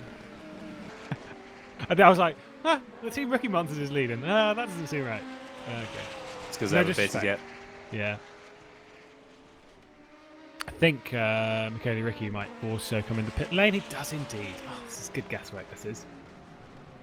And then Heike Kolbenbach, I think, is actually your genuine race leader after working a cheeky bit of strategy into the mix and very much making it work. Yeah, he's now on tyres, on strategy, back on with everyone else. But after, I'm sure he might try and double stint these tyres as well. Dennis, they had a huge wobble trying to get past lap GT. That wasn't lap to GT traffic. That was actually from position. As Dennis has been in and replaced that rear wing, and he's really been in the wars today as well, as he's now trying to unlap himself from one of the LMP2s in front. It's the RGPL, that one's Yeah. David Beranek. Another car that's been in the Browskian's wall. just been passed by Juan Barbosa, by the way, 23rd position overall. Juan Barbosa now up a position. Ilias Fernandez for a Sombic directly behind as well. You've got the Speedy Mite hypercar slotting its way through the middle. That was close. Very close. Richards closing in on Herman Stocky as well. So, yeah, I think that Sancho will be up into second by the next couple of laps, all being well. For Sancho, obviously. Yeah. Oh, well, I mean, no bias here. We're not signed for that team or anything. No, this is off the books. Exactly. Herman Stocky, by the way, is another driver who has stopped, but only took fuel. Didn't take tyres on that stop. Matt Richards, who has taken tyres on the stop, as far as I'm aware, anyway. Obviously, would be he did take tyres. So it would be a fair amount quicker, you'd suspect, anyway. So it's obviously just basically what you pay up front, or you pay in little bits. Zanchev decided to pay it all in one go and go, yeah, do you know what, we'll take some more tyres. Go for it. We were talking about Al Sabti being the more aggressive LMP hypercar driver, hypercar driver, I should say. Basically put two wheels on the grass to go around the outside of Richards as I was watching that battle, but it looks like the traffic hasn't helped Richards on this lap, so he's going to have to bide his time and wait a little bit longer to get past. Yeah, Hane Al Sabti does have to be careful though, because directly behind him, position-wise, is that Edge Esports, that championship rival to him. And if he makes a mistake in this scenario, we've seen how long damage you sit in the pit lane for. You've got to be careful coming through traffic, because you can't afford a mistake like that. Not in a 6-hour race. Maybe at Le Mans, you might be able to bring some time back, but around here, you're waiting for luck, basically. We'll see if Matt Richards can get by Herman Stocky going down into the horseshoe. It's going to be a bit of a lunge. This BMW seems to be coming back alive recently. He's got some decent slipstream. I think he might be able to dive down the inside. Is Herman Stocky going to fight it? I don't think he will. I don't think he should. Not really. And Matt Richards down the inside, easily done up into second position for Sancho, the 97, that lead car. Doing pretty well for Sancho. Yeah, it's we've been talking about how Sancho's luck hasn't really been with them in all competitions. That's VLMC, VEC, GT Challenge and GT Pro. So and the BMW M2 Sim Racing Cup as well, all series that are featured by Studio 397. So to have one of their cars in second place, Ed Trevelyan Johnson must be feeling pretty happy right now. Yeah, of course, the 77 left Sebring with 0 points. Early issues for James Johnson, and Ed Trevelyan Johnson brought that home himself. Egg administrator. I had to. So he brought it home himself, driving. Nice little bit of radio play as well, but we got him in for an interview whilst he's going. Obviously, the two juices, this should be a pretty easy swap. Pelesne might be able to get by Barbosa pretty sharpish. Yeah, that one left with 0 points. The 87 left with only 8 points. But that 97, that leading car off the trio here, was leading the race until the very final lap when they came in, stopped for fuel. Goran Djordjevic, I think, miscalculated a little bit, and didn't save enough fuel, didn't leave into mix one early enough, and that team was cost a victory. My point is that team, whilst all the other things have been going on, that team's gotten stronger and stronger. That 97 car specifically has been getting stronger, and it's good to see. There's the 87. Oh, a little bit of contact there with Cito Via. No, it wasn't. It was Cito Via, and yeah, it was D'Agostino, yeah, blooming heck. Pelesne as well has gone by Barbosa, like as predicted, but D'Agostino, I don't think there was any contact. I don't know if I said there was contact. I'm sorry if I did. And my point was that D'Agostino went straight off the road. We'll have to see if Jimmy can pull up a replay of that, see what exactly happened. But just Zvias is taking his time to fall down the grid. That's how how quick the LMHC is. But David Hart in the pit lane. There was a slight touch. I think there was a slight touch. It's kind of hard to see from that angle. I think there was a fair touch. Whether it was Cito going for an ambitious move that wasn't really going to work, whether it was D'Agostino cutting off, I think it's kind of one of those ones, 50-50. I'm not a race steward, I won't judge. You should try it sometime. Unless it's really obvious. I used to be a race steward and it went very badly. I used to be a league admin I'll have you know. And it also went very badly. So yeah, that's good. I'm seeing a common denominator here. Yeah. Well, if people drove properly, it wouldn't be an issue, would it? And that's what they were saying about this race with people saying, "Oh, it's going to be carnage," and then Jimmy would just be like, "So drive properly, and it won't be a problem." And to be fair, the driving has been pretty good.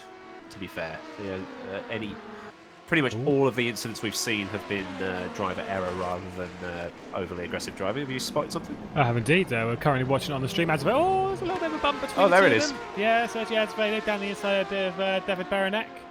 That's the Powell car getting by the RGPL machine up into 4th position for Sergio Azevedo.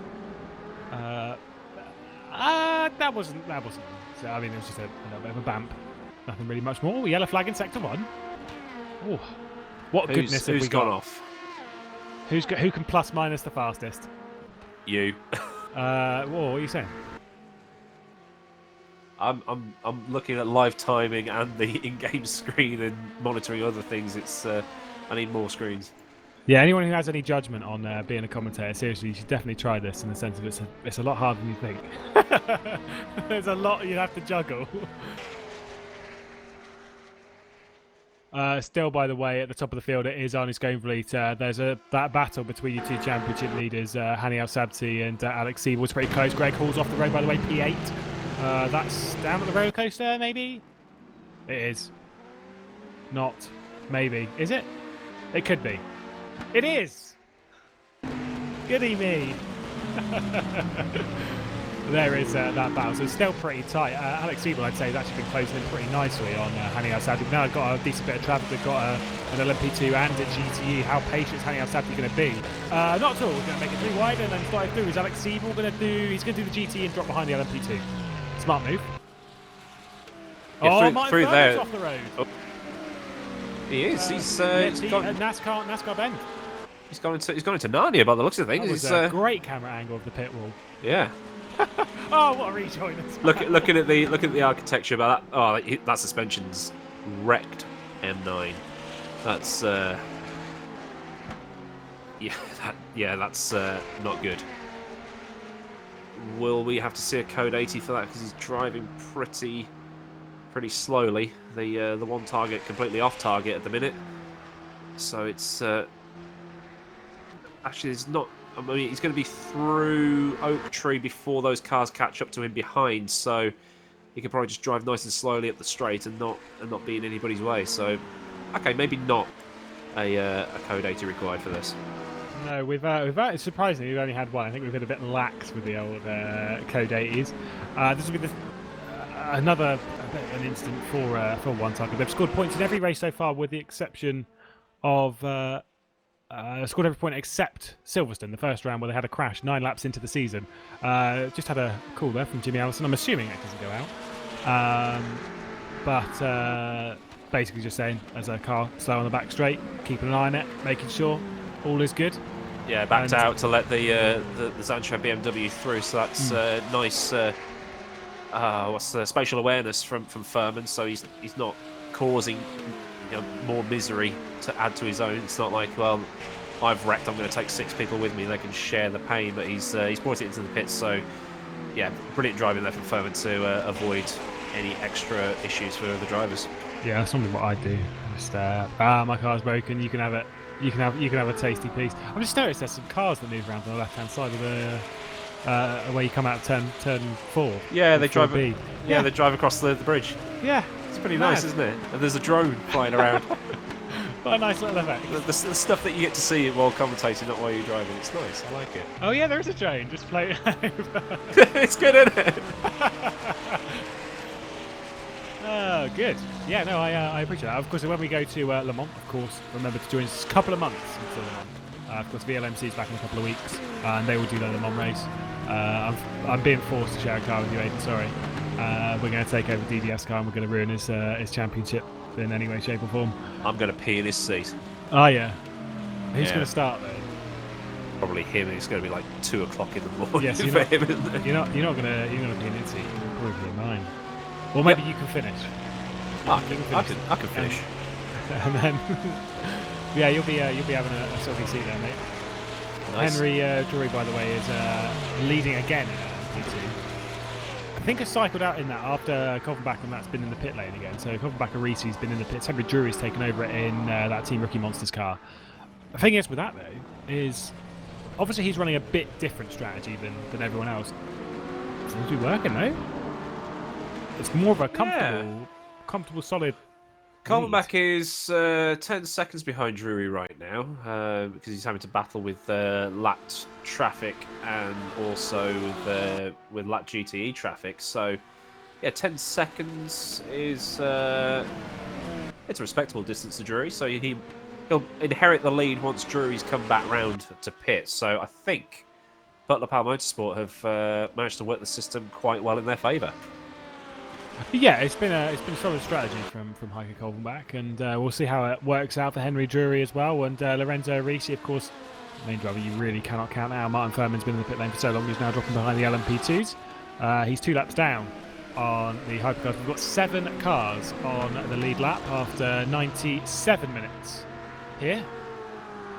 So Almost an hour and a half. 3 minutes. Don't 3 minutes for the We've started adding that in. Yeah, well, you might as well. Clever. It's just on there, yeah. It makes sense to do it that way. Yeah. Well, sometimes just got to do some quick maths there and take the 3 off, but it's very hard work for me. That's very hard work for me. I borderline failed maths at school. So. Oh yeah, one Acco are running quite well. Borja Milan currently behind the wheel, by the way, in that second position. It would be their second podium of the season, their highest finish if they were to finish in this position in 4.5 hours, which is, let's be honest, not likely it's going to finish in the way that it is. Tacos fall if they hit on the podium. Exactly, I expect that. I'll send an email to you, please, recommending, demanding. What tackle I get? I'll just take whatever at this point. Yeah. Hani Al Sabti staring at the back of Nick De Silva. Oh, that was close. And of course, you've got the AG Sports directly behind this, so it's a pretty tight battle for third in LMHC.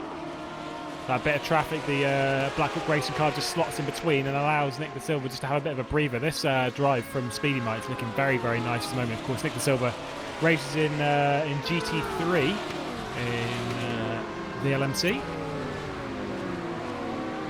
It's just a slightly more powerful McLaren, isn't it? Just a bit.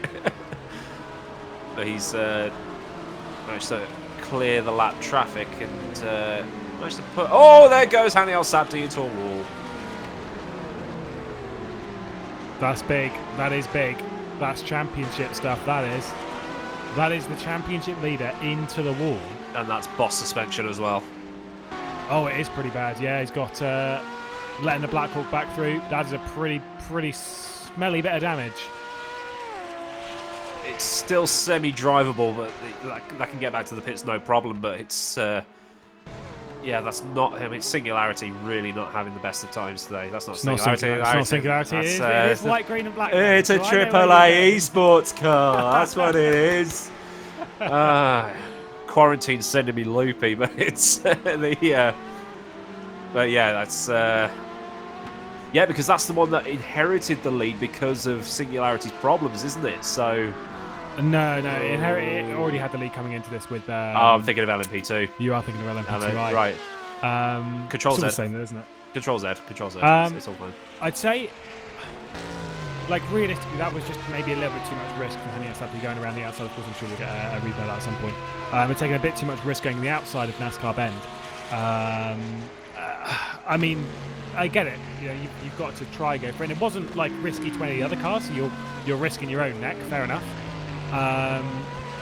But his own neck was risked. It was put on the chopping block, and unfortunately, it was pretty sharply cut. And that car that had a 19-point lead, you'd assume it's going to get fairly severely cut here. Currently looking at Roman Jakubovic, currently leading Smereglio as well. Roman Jakubovic in that VRC1, pretty decently placed in the championship third in the title race. Here comes Smereglio having a bit of a sniff as he's coming up behind Jakubovich's bright yellow car. VRC1, not to be confused with Speedy Mike, obviously, as I've totally not already done this race. Al-Sabti's finally made his way to the pit lane, and Smereglio is still sniffing, but that's a huge lockup. He's not going to want to keep doing that. No, it wasn't the most ideal of lockups. That's number 36, by the way. Oh, there goes the simracing for Holland car. Was he ahead? I think he was beside. Yeah, I mean... The car just twitched and hit the side of him. Yeah, I think that was... I think at least the only little bit that I saw of that Smereglio was, in my books, all right. But yeah, I'm sure we'll be having a look at. Smereglio just trying to go around the outside. Here's a replay. Going to try and sneak it around the outside. Yeah, it was a bit... Again, it was a bit risky from Smereglio, but then it was the incident was caused by the simracing for Holland losing the rear end, clipping the back, and then spinning out. So, you know, hopefully there's no damage on the simracing for Holland car. But like I was saying, that number 36 Way From Esports car is last in LMP2, last in the championship. Only has 17 points to its name. Pretty not great for the 36. Very contrasting with the 26, which is at this point leading the championship. It was Dennis Dooner at the wheel of that simracing for Holland car, so it's still in 15th. The car looks drivable. Doesn't appear to be damaged, so I think he's got away with that one. Yeah, I don't think he hit anything with the exception of the car, and the contact between the two was pretty light. In fact, Smereglio was quite lucky that he didn't get spun out. Al-Sabti's still stationary in the pits. He's going to be there for a very long time. Berenek also in the pit lane. But where's the next hypercar that would be? It's Furman, is it? Yes. Yeah, it is. And Furman's down in 14th place. Another lap or so behind Hani Al-Sabti, so he might have to come out in 7th place. He's just got a very boring few hours ahead. Zdenek Smarda's waiting in the wings to jump into a car. Oh, there's an LMP2 off again. Uh-oh. Which one? I think it's the same one that's been in the wars for the rest the of the blue race. belt one. Yeah. I don't even know who's driving that one at the moment. Oh, it is. Yeah, no, you're right. It is. It is. San Rosso, P32, coming into the pit lane with no rear wing. They're going to be breaking the bank pretty soon in that team if they have to replace another rear wing. Yeah. It's like I said before, that car number 44 not hashtag blessed today, so it's not been the race for certain people today. It's a really big shame. That car's going to be coming out stone dead last, I think, by the end of this. That is a painful line, by the way. I've just got to say it. I'm not expecting you to do a dab in a second. Ugh. And there we go. Oh, nice. If we had a webcam, I'm sure we would all be crying. There's your race leader on Skånefleet, the Azura racing car, the number 9. What good fortune this would be for their championship challenge if they were to score 25 points a day, considering the issues that have gone the way of Edge Esports, the issues that are potentially even further going the way of AAA. They're currently sat, 1 second, they've got 90 points, they're sat 14 points further back from Alex Siebel, and then it's 33 points off the championship lead. Of course, the note is that we get it's standard points for this, so 25, 18, 15, 12, 10. Yeah, you know, it's Formula 1 points. We're all good. But next time, it is double points. It is 50 for the win. So clawing back any of that deficit now could mean that we're heading to Le Mans with a very, very tight title race between 3 different teams. And how exciting would that be? It's going to be incredible to see it all being so close going in. It just means that we shouldn't write off certain teams, and we shouldn't think that certain teams have got it in the bag for the win. So in Le Mans, 24 hours, anything can happen over the course of that one day, and teams are going to be disappointed, and some are going to be super happy by the end of it. Yeah, it's going to be a big day indeed, 6th of June. Stick it in your diary. I'm sure if you're watching this, you probably already have it in your diary, but nevertheless, stick it in there anyway. And if you've not got a diary, order one online. You can't go out and get one because we're all on lockdown. Put it on your phone. No, it's overrated. This, by the way, so Stocky is currently leading a BMW. That BMW, though, is not for position. So Stocky's not really looking at his mirrors thinking, oh, this BMW, I've got to defend from him. But that white car, currently driven by Pelesne, that is for position. So the two Butler Power cars will try and sneak their way by, because that BMW is looking pretty sharpish at the moment. It's a lap down, currently in 14th position, the BMW. So, whoa, I thought Stocky was going to come further. Oh, he's coming a bit further across. Whoa, dude, what are you doing? What are you doing? My goodness me. Close to disaster. Why? What was the need for that? Lights are being flashed. People are not enjoying He's a that. lap down, dude. Like, what is the need to fight him that hard? That could have been tears. It could have been a crash. It could be a penalty. You don't know. Yeah, you would have been sitting out Le Mans if that was the case. Yeah, it's just absolutely just ridiculous. Oh, there we go. He's going to lose it back now. Madness. Why would you do that? I mean, honestly. That was nearly a big league crash, mate. Still ahead of Pelesne though, so it's all good. It's all good. It's all good. Well, for now, Pelesne's closing right in. Seeing some damage at the front of that Porsche. Actually, it's boffed something at some point. I love it that we're all using boff now. By the way, that HC Esports Blue Bolt, by the way, is now smoking in the pit lane. So I think that engine's about to go pop. It's been stationary for a bit too long over the opening 105 minutes of the race. We're still watching Stocci and Pelesne here coming through the S's. Pelesne's got a lot more speed to carry towards Oak Tree. Try the outside line. That's not going to work, but as they come onto the start, not onto the start finish straight, the other start finish straight that's on this track, maybe something will happen here. That was pretty tight, by the way. We just caught it on the screen just ever so slightly. The lead has changed now. So Heike Kolvenbach in P7 leading LMP2 has just taken that lead into turn 1 from Henry Drury whilst this battle's going along, as Wojciech Pelesne is going to try and go down the inside easily. There we go. Herman Stocky didn't fight that one quite as hard as he did the lap car. I think he's been told by somebody, knock it off. What are you doing? We're in quite a good spot here, dude. You're 4th. 5th. He's 5th now. Oh, yellow in sector 2. Not sure what that was for, but either way, yeah, Heike Kolvenbach has now taken over the lead of LMP2 anyway. So Henry Drury now demoted down into 2nd position. Starts his way past some GT traffic. Lorenzo Reese is a little bit further back from this. I think Lorenzo Reese probably sat there thinking, yeah, but I'm supposed to be really quick in these. How's he got ahead of me? I've not seen him. He just didn't take Tarzan last stop, mate. Yeah, it's all strategy, mate. It's all strategy. Well, that's why we do what we do, isn't it? That's what we're all about here. Bit of the strategy game. Love a good strategy. It's a bit of civilization. You know? Yeah, no, I'm not about that. That's too complex for me. You don't do diplomacy, do you? No, absolutely not. This oil, it's mine. Yeah, exactly.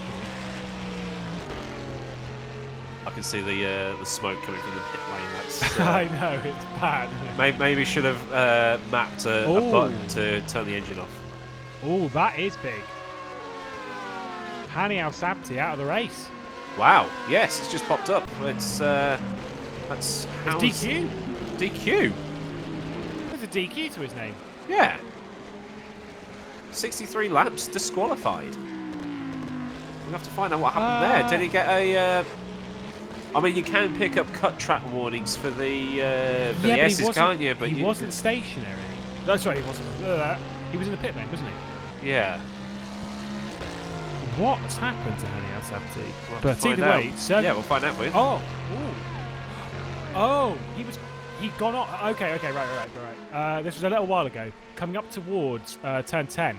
goes off the road in a straight line, but obviously where that straight line goes, it means that you're then heading basically forwards you're heading backwards on the track, right? As he was trying to get back over, game disqualifies him because you're going backwards on the track. Yeah, happened in VLMC to a couple of drivers who went off going in towards roller coaster. Now, they took too much grass to cut a corner to get back on track, and the game disqualified them. So yeah, not good. It just registered Hani Al-Sabti as going backwards on circuit. Now this is massive. Absolutely massive, because that is the team that was leading the championship. So AAA Esports came into this race with a 19-point lead after having a pretty solid run, taking their 3rd win of the season back at Sebring, all for nothing now. And that lead will, they still will probably hold it, I reckon, because even with a 19-point lead, that means that to take that lead, Edge Esports have to win, right? Yeah, and Edge Esports are currently 4th. Yeah. So, I mean, possible, maybe not so likely at the moment, especially with the lead that Azure have got. Either way, I wouldn't rule out Edge Esports getting up into 2nd position in this race, considering One Echo. I'd say they're a stronger team, respectfully to One Echo and Speedy Mike. I would say that Edge Esports probably pound for pound should be a bit stronger. Naturally, they're in a fight for the championship. They've won races this season. Either way, if they did get up to 2nd position, that means that we go into Le Mans with a single point between the championship. Oh, yeah. Yeah, because the Singularity car and the AAA Esports car are both out of the race. So, yeah, we're in for a very tasty Le Mans. Yeah. So stick around for a couple of months. Yeah, it'll all go out when that's about to go live. So, yeah, stick around. It's going to be absolutely phenomenal end to the season. What, Azira will be 7-8 points off the lead as well? Yeah, and if they finish ahead, so yeah, three-way battle for we're the going to be crunching numbers solid for 24 hours. Absolutely. Yellow flag out in Sector 3. Someone's died. The old classic. It's not even phasing me anymore.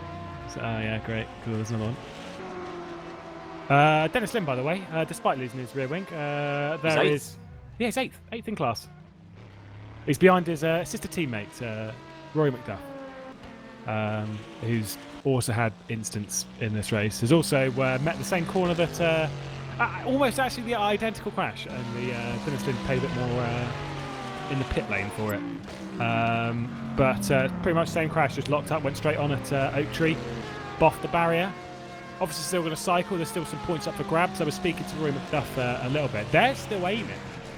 Probably not so much at the moment, considering how this is going, but they're still kind of aiming for a potential top 2, top 3 in the championship. I think it's going to be a bit of a tough order from this, but considering they've not had the strongest run this season, they've had a podium back in Malaysia, the 2nd round of the season, but other than that, it's been a bit hit and miss. Of course, last time out, took the victory at the 1,000 miles of Sebring, a real high point for their season. I know those two were both very, very happy with it.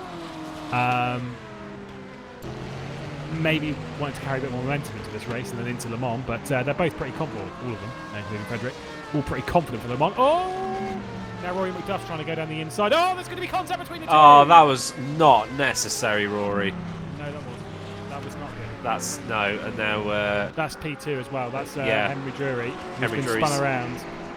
Drury's going to lose out bigly for this. Oh, that was...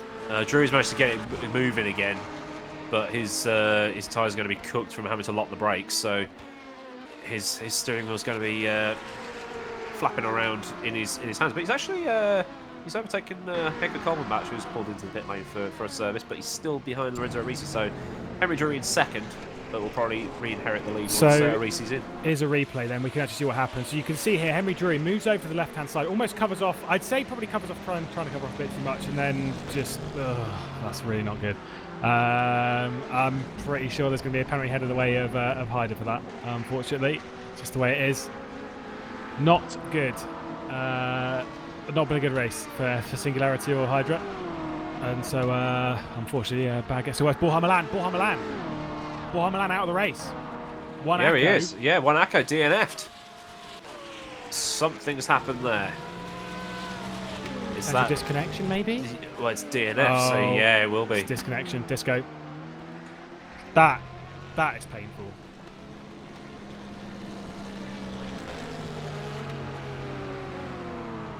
they were doing so well with everybody else dropping off around them, but it's a vicious cycle. This thing. Yeah, it's just getting a bit mental and chicken oriental. Borja Milan, though, out of the race. That's going to promote. That's Greg Hall up into 5th. Yeah, Greg, that would be. God, mate, I don't want to jinx it. There's 2 speedy mics in the top 5. Lorenzo Arisi will be in 6th overall. Oh my God! Yeah. This takes me back to that Petit Le Mans Road Atlanta a few years ago when Nick Tandy and that lot in a Porsche won the overall. Or Le Mans 2016 when Porsche 919 won, and it was 2 LMP2s on the podium with them. Yeah. And the next LMP1 was in 8th. Yeah. It's just because you're in the fastest car doesn't mean you'll finish at the top, but not around a track like this, because a track like this is all about attrition. I mean, I wouldn't even go as far as to rule out an LMP2 for an overall victory at any point, just because that sounds ridiculous, and it is ridiculous. However, Borja Milan tried rejoining him and instantly left again, so I don't know if there's been a further issue there. Cino Via up the back of Alex Broutigam as well, if we can get a look at that. It's 25th position, yeah. Overall, this is 7th in class. Borja Milan's rejoined the race, so he'll get going again.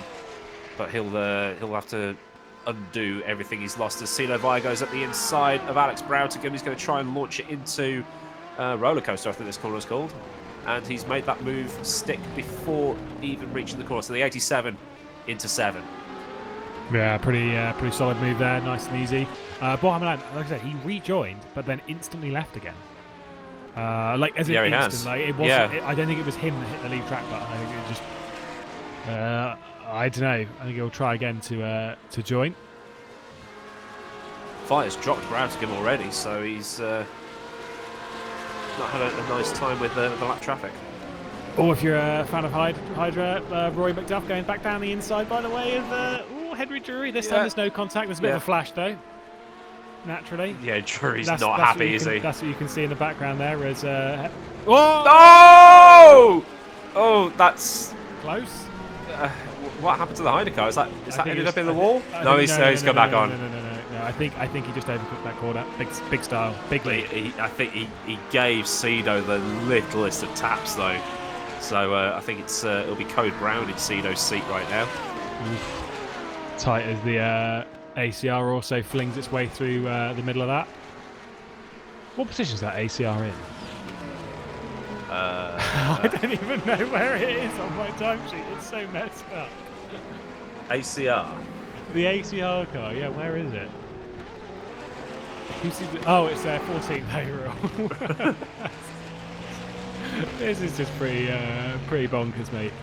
Currently in the battle for 4th position, Heiko Kolberback currently ahead of Smereglio. Of course, Heiko Kolberback running ever so slightly different strategy. I don't know if he took only fuel. I think he may have done. Pulling off the same strategy that worked out for him earlier in the race. Now got to defend from Danilo Smereglio. Borja Milan has rejoined the race. Hopefully for good this time. Oh, Smereglio, huge lock up into turn 9. That's given Kolberback a little bit of breathing space. I think, by the way, as Borja Milan does get back on circuit, has left the pit lane, or is leaving the pit lane now, so will rejoin the race. Heiko Kolberback on the last stop, I think, only took fuel as well. So, yes, there was a lot of spectators, by the way, so I'm assuming we're going to get a lot of driver swaps in a second. Let's have a look at who's in the lobby waiting. You scroll down and you see that list, mate. Whoa! So we've got not Adam Milne and Lewis McGlade because we're not going anywhere, but Jordi San Andres, Mike Voigt, Cameron Sansanos, David Serra, Chris Sever, Fabio Cangioli, Daniel Pastor, Adam Baldwin, Marco Sassana, Daniele Canastracci, Casper Stolzer, Ernest Dela Cruz, Andreas Corrali, and Lars Jeppesen. Daniel Smereglio. Oh, good hands. Good hands from Smereglio. Trying to go around the outside of Heiko Kolberback. Misjudged it. Tried going around the outside of turn 1. I don't know. Do we need to have a sit down with these drivers and tell them that that's not a possible move? Because I mean, like we've seen quite a lot of racing around the Virginia International Raceway over the last couple of weeks, and I've seen one person make that move successfully. In these cars, with I don't think it's possible in these, but definitely gave it a good go. Went off, half spun, caught it back. Didn't even lose that much time. And Goran Djordjevic. He's waiting Thank to come you. in as well. Thank there we go. That's your list. From Matt Richards, who, by the way, Matt Richards in that 97, because Derland's pitted, because Elias Fernandez, because Wojciech Pelesny has pitted, Matt Richards now assumes the race lead in GTE.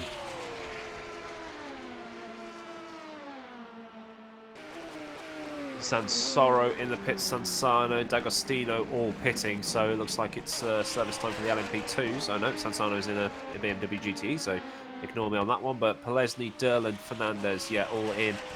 We'll probably see their name pop over to the next guy in the next 30 seconds or so. I'm not going to lie, this is probably one of the hardest races I've ever commentated on. This is just mad. Yeah, this is madness. Yeah, kind of strategies leaving the pit lane, having taken over the way from esports from Lorenzo Arisi. So he's going to leave the pit lane in 5th position. We're currently looking at the World of Sim Racing car of Jose Berenga, who may come down the pit lane this time. Nope. We've seen those Corvettes go quite decent on fuel mileage.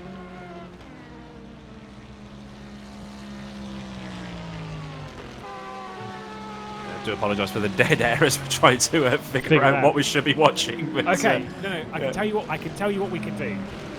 We can do our hourly update because it is bang on 4 hours to go, so we can do that. So right, we can do that. Let's give us something to talk about. Right. I'll keep looking. Yeah, you do that. So currently, there you go. You got it on your screen right there, and then this is the top 10. You can see it's been a pretty mad race. Arne Schoenfleet leading the way from Nick De Silva in the Speedy Mike Racing. What an event they're having thus far. Edge Esports of Alex Siebel currently in 3rd position. Then Race Clutch, followed by the other Speedy Mites. So there is 2 Speedy Mites in this top 5. And on the lead lap, Martin Furman in 6th position. Borja Milan for 1 Acco.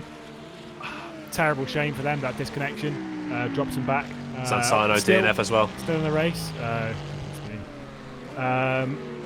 Then Juan Peters in the ACR car, the last of the runners in in hypercars. I don't know if there's 2 more passes. Then obviously Singularity and Drillers rounding out the top 10, both out of the race. Terrible shame. There is LMP2. You can see Team Rookie Monsters. This is all going to be a bit messy because they're just going to be going through pit stop sequences and stuff. We know Henry Drury is on a bit of a different strategy in that Team Rookie Monsters. VRC1 and Butler Powell Motorsport, who are also having a very good race here. I think could be good money for a decent result. Then you've got the 2 Way from Esports cards, the 36 leading the 26, but the 36 is yet to stop. We'll drop behind the 26, of course, the championship leading at the moment, considering where Singularity are. And then, in GTE? Do you want to do GTE? There we go. Oh no, it's just LMP2. VRC1, Hyder Racing, Fair Racing Team, Singularity after some very early issues, and then Team RGPL round out the top 10. Then, oh, I see. He's okay. That makes a lot of sense. He was trying to update it because I keep up with the race record. It's fine. At the moment, then, again, I think the Matt Richards car is yet to stop. It's pitting now. It is pitting now. Fantastic work, of course. Just when we wanted to do this. Right, very quickly then, whilst it's in its current position. Sancho, number 97, leads Drive Game Seat Racing, which is going to drop down the order. Juices Motorsports Club, which is going to drop down the order. Zancho, 87, going to drop down the order. Blackhawk Racing, going to drop down the order. There is your, I think, is your race leader, which is Casper Stolzer, who's taken over in the Singularity car. World of Sim Racing, number 51. Then a Sombic Esports, number 55. Juices Motorsports Club's Daniel Pastor has taken over from Pelesny in the 73 and Cangioli in the 86, round out the top 10. Now, at least the GT, I think you can throw that out the window because that's just been completely messed up. There is the rest of the runners at the moment. Of course, only 1 retirement thus far in GT, that being Felix Anton Fortin in the Zan show. I said earlier that that for Eric Strana is a pretty sad time because that's the second he's practiced for 4 rounds this season, has only been able to race 2, as the other 2 being here in Interlagos. There's been an issue. Pretty grim.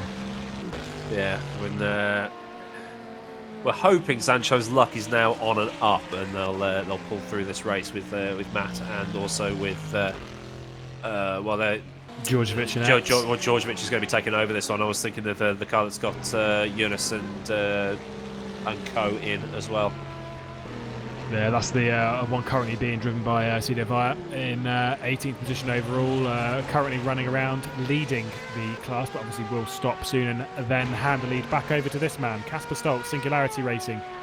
Victorious last time out. How many race wins do they have in GT thus far? They've got 3 race wins in GT, currently running back-to-back race wins over the last 2 races as well. So on pretty good form at the moment. So yeah, wouldn't rule them out of doing something pretty impressive. Of course, winning the 2 previous 8-hour races. Really, the 1,000 miles was it took 8 hours. But yeah, they also won the 8 hours of Interlagos. What was the other one they won? Was it? It was the 8 hours in there, wasn't it? They're very good with 8-hour races.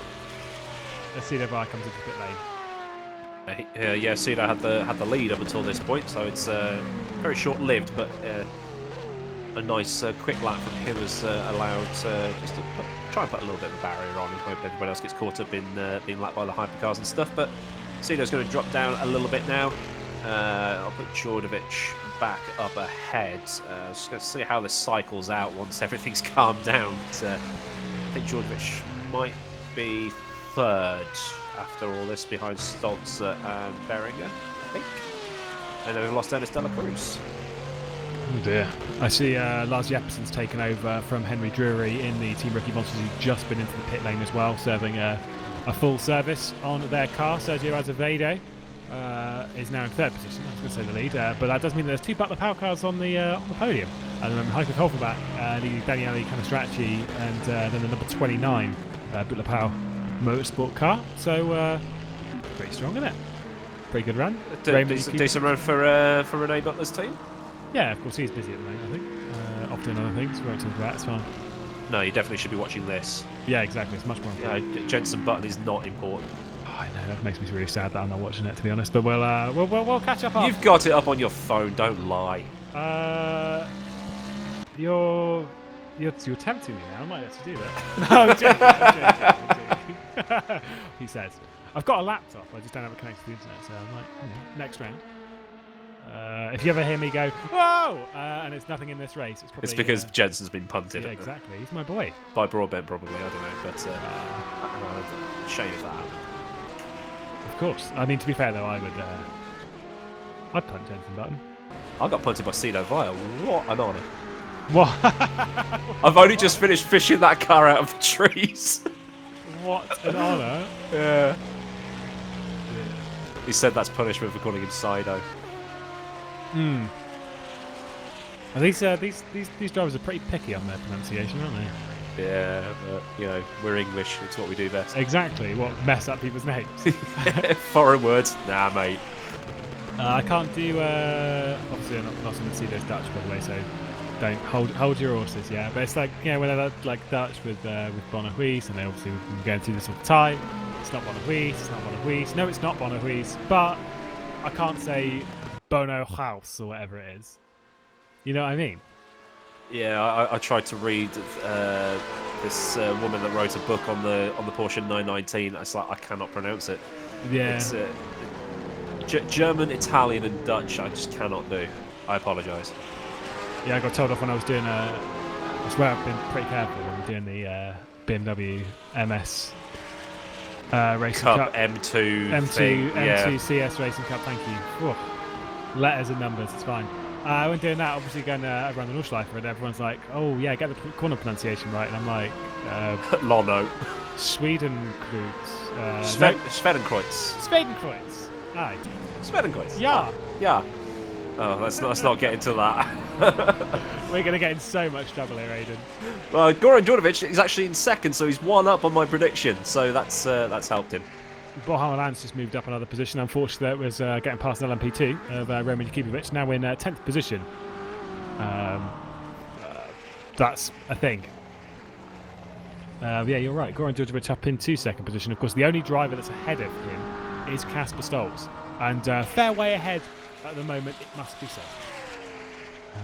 It's a good few seconds. Currently, we can see Goran Đorđević. There you go. I was going to say Casper Stoltz just across the start-finish line now.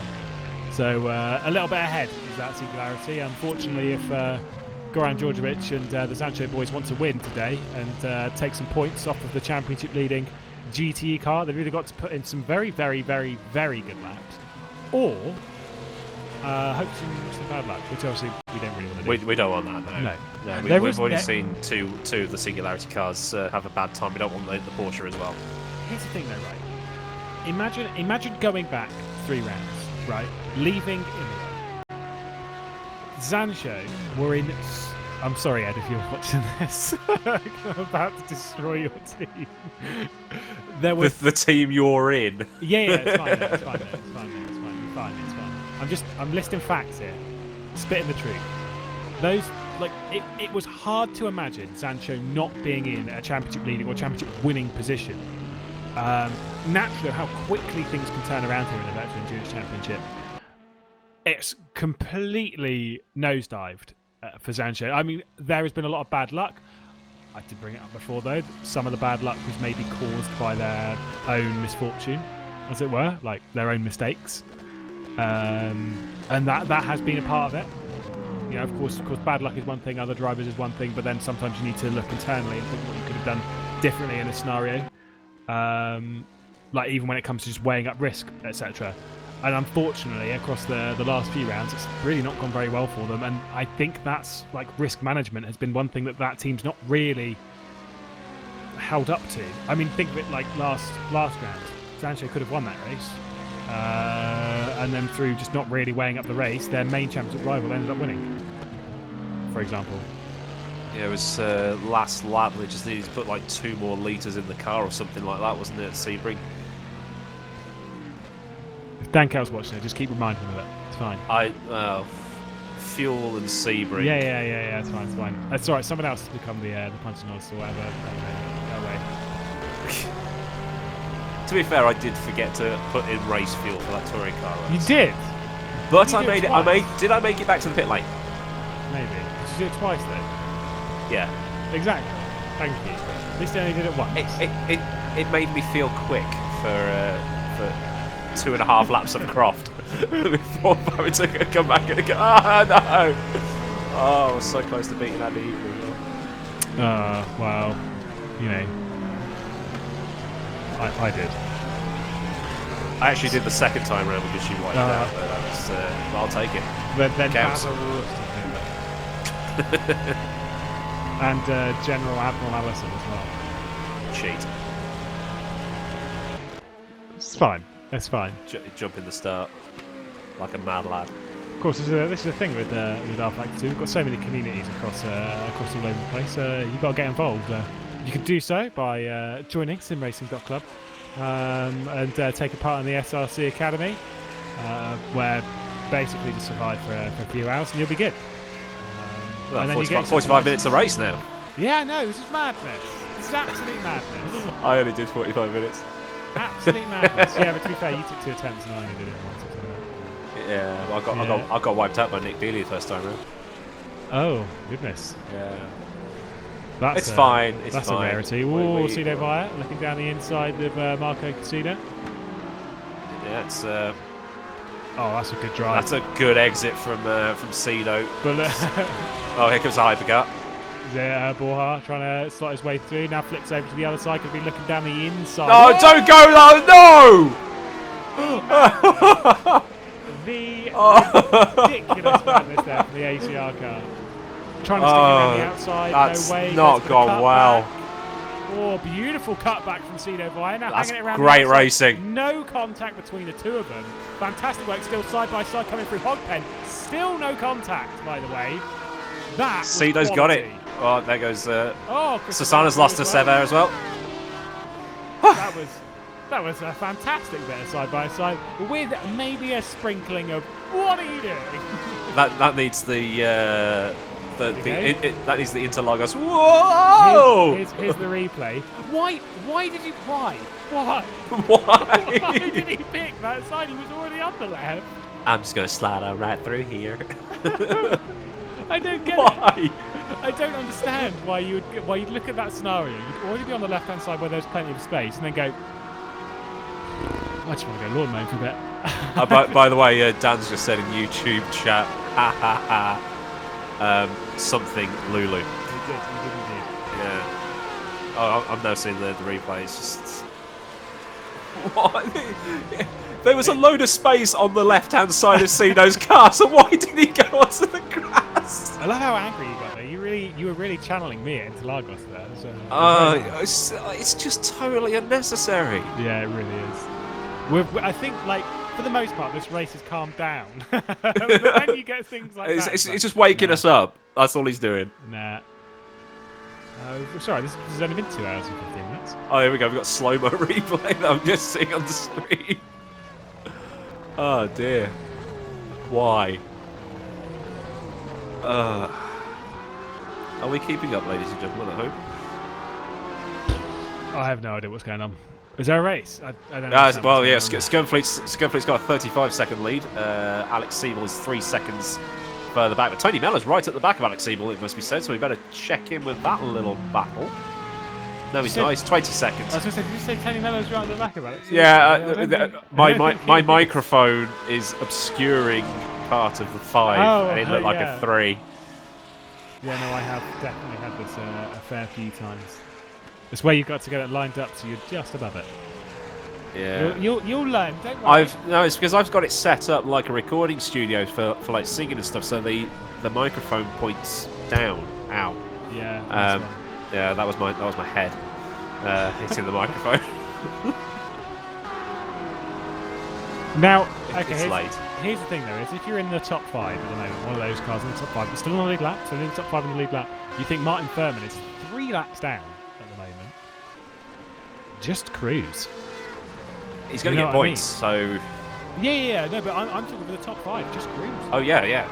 Just cruise, you've got nothing to risk here. Yeah, because Siebel's 23 seconds behind De Silva.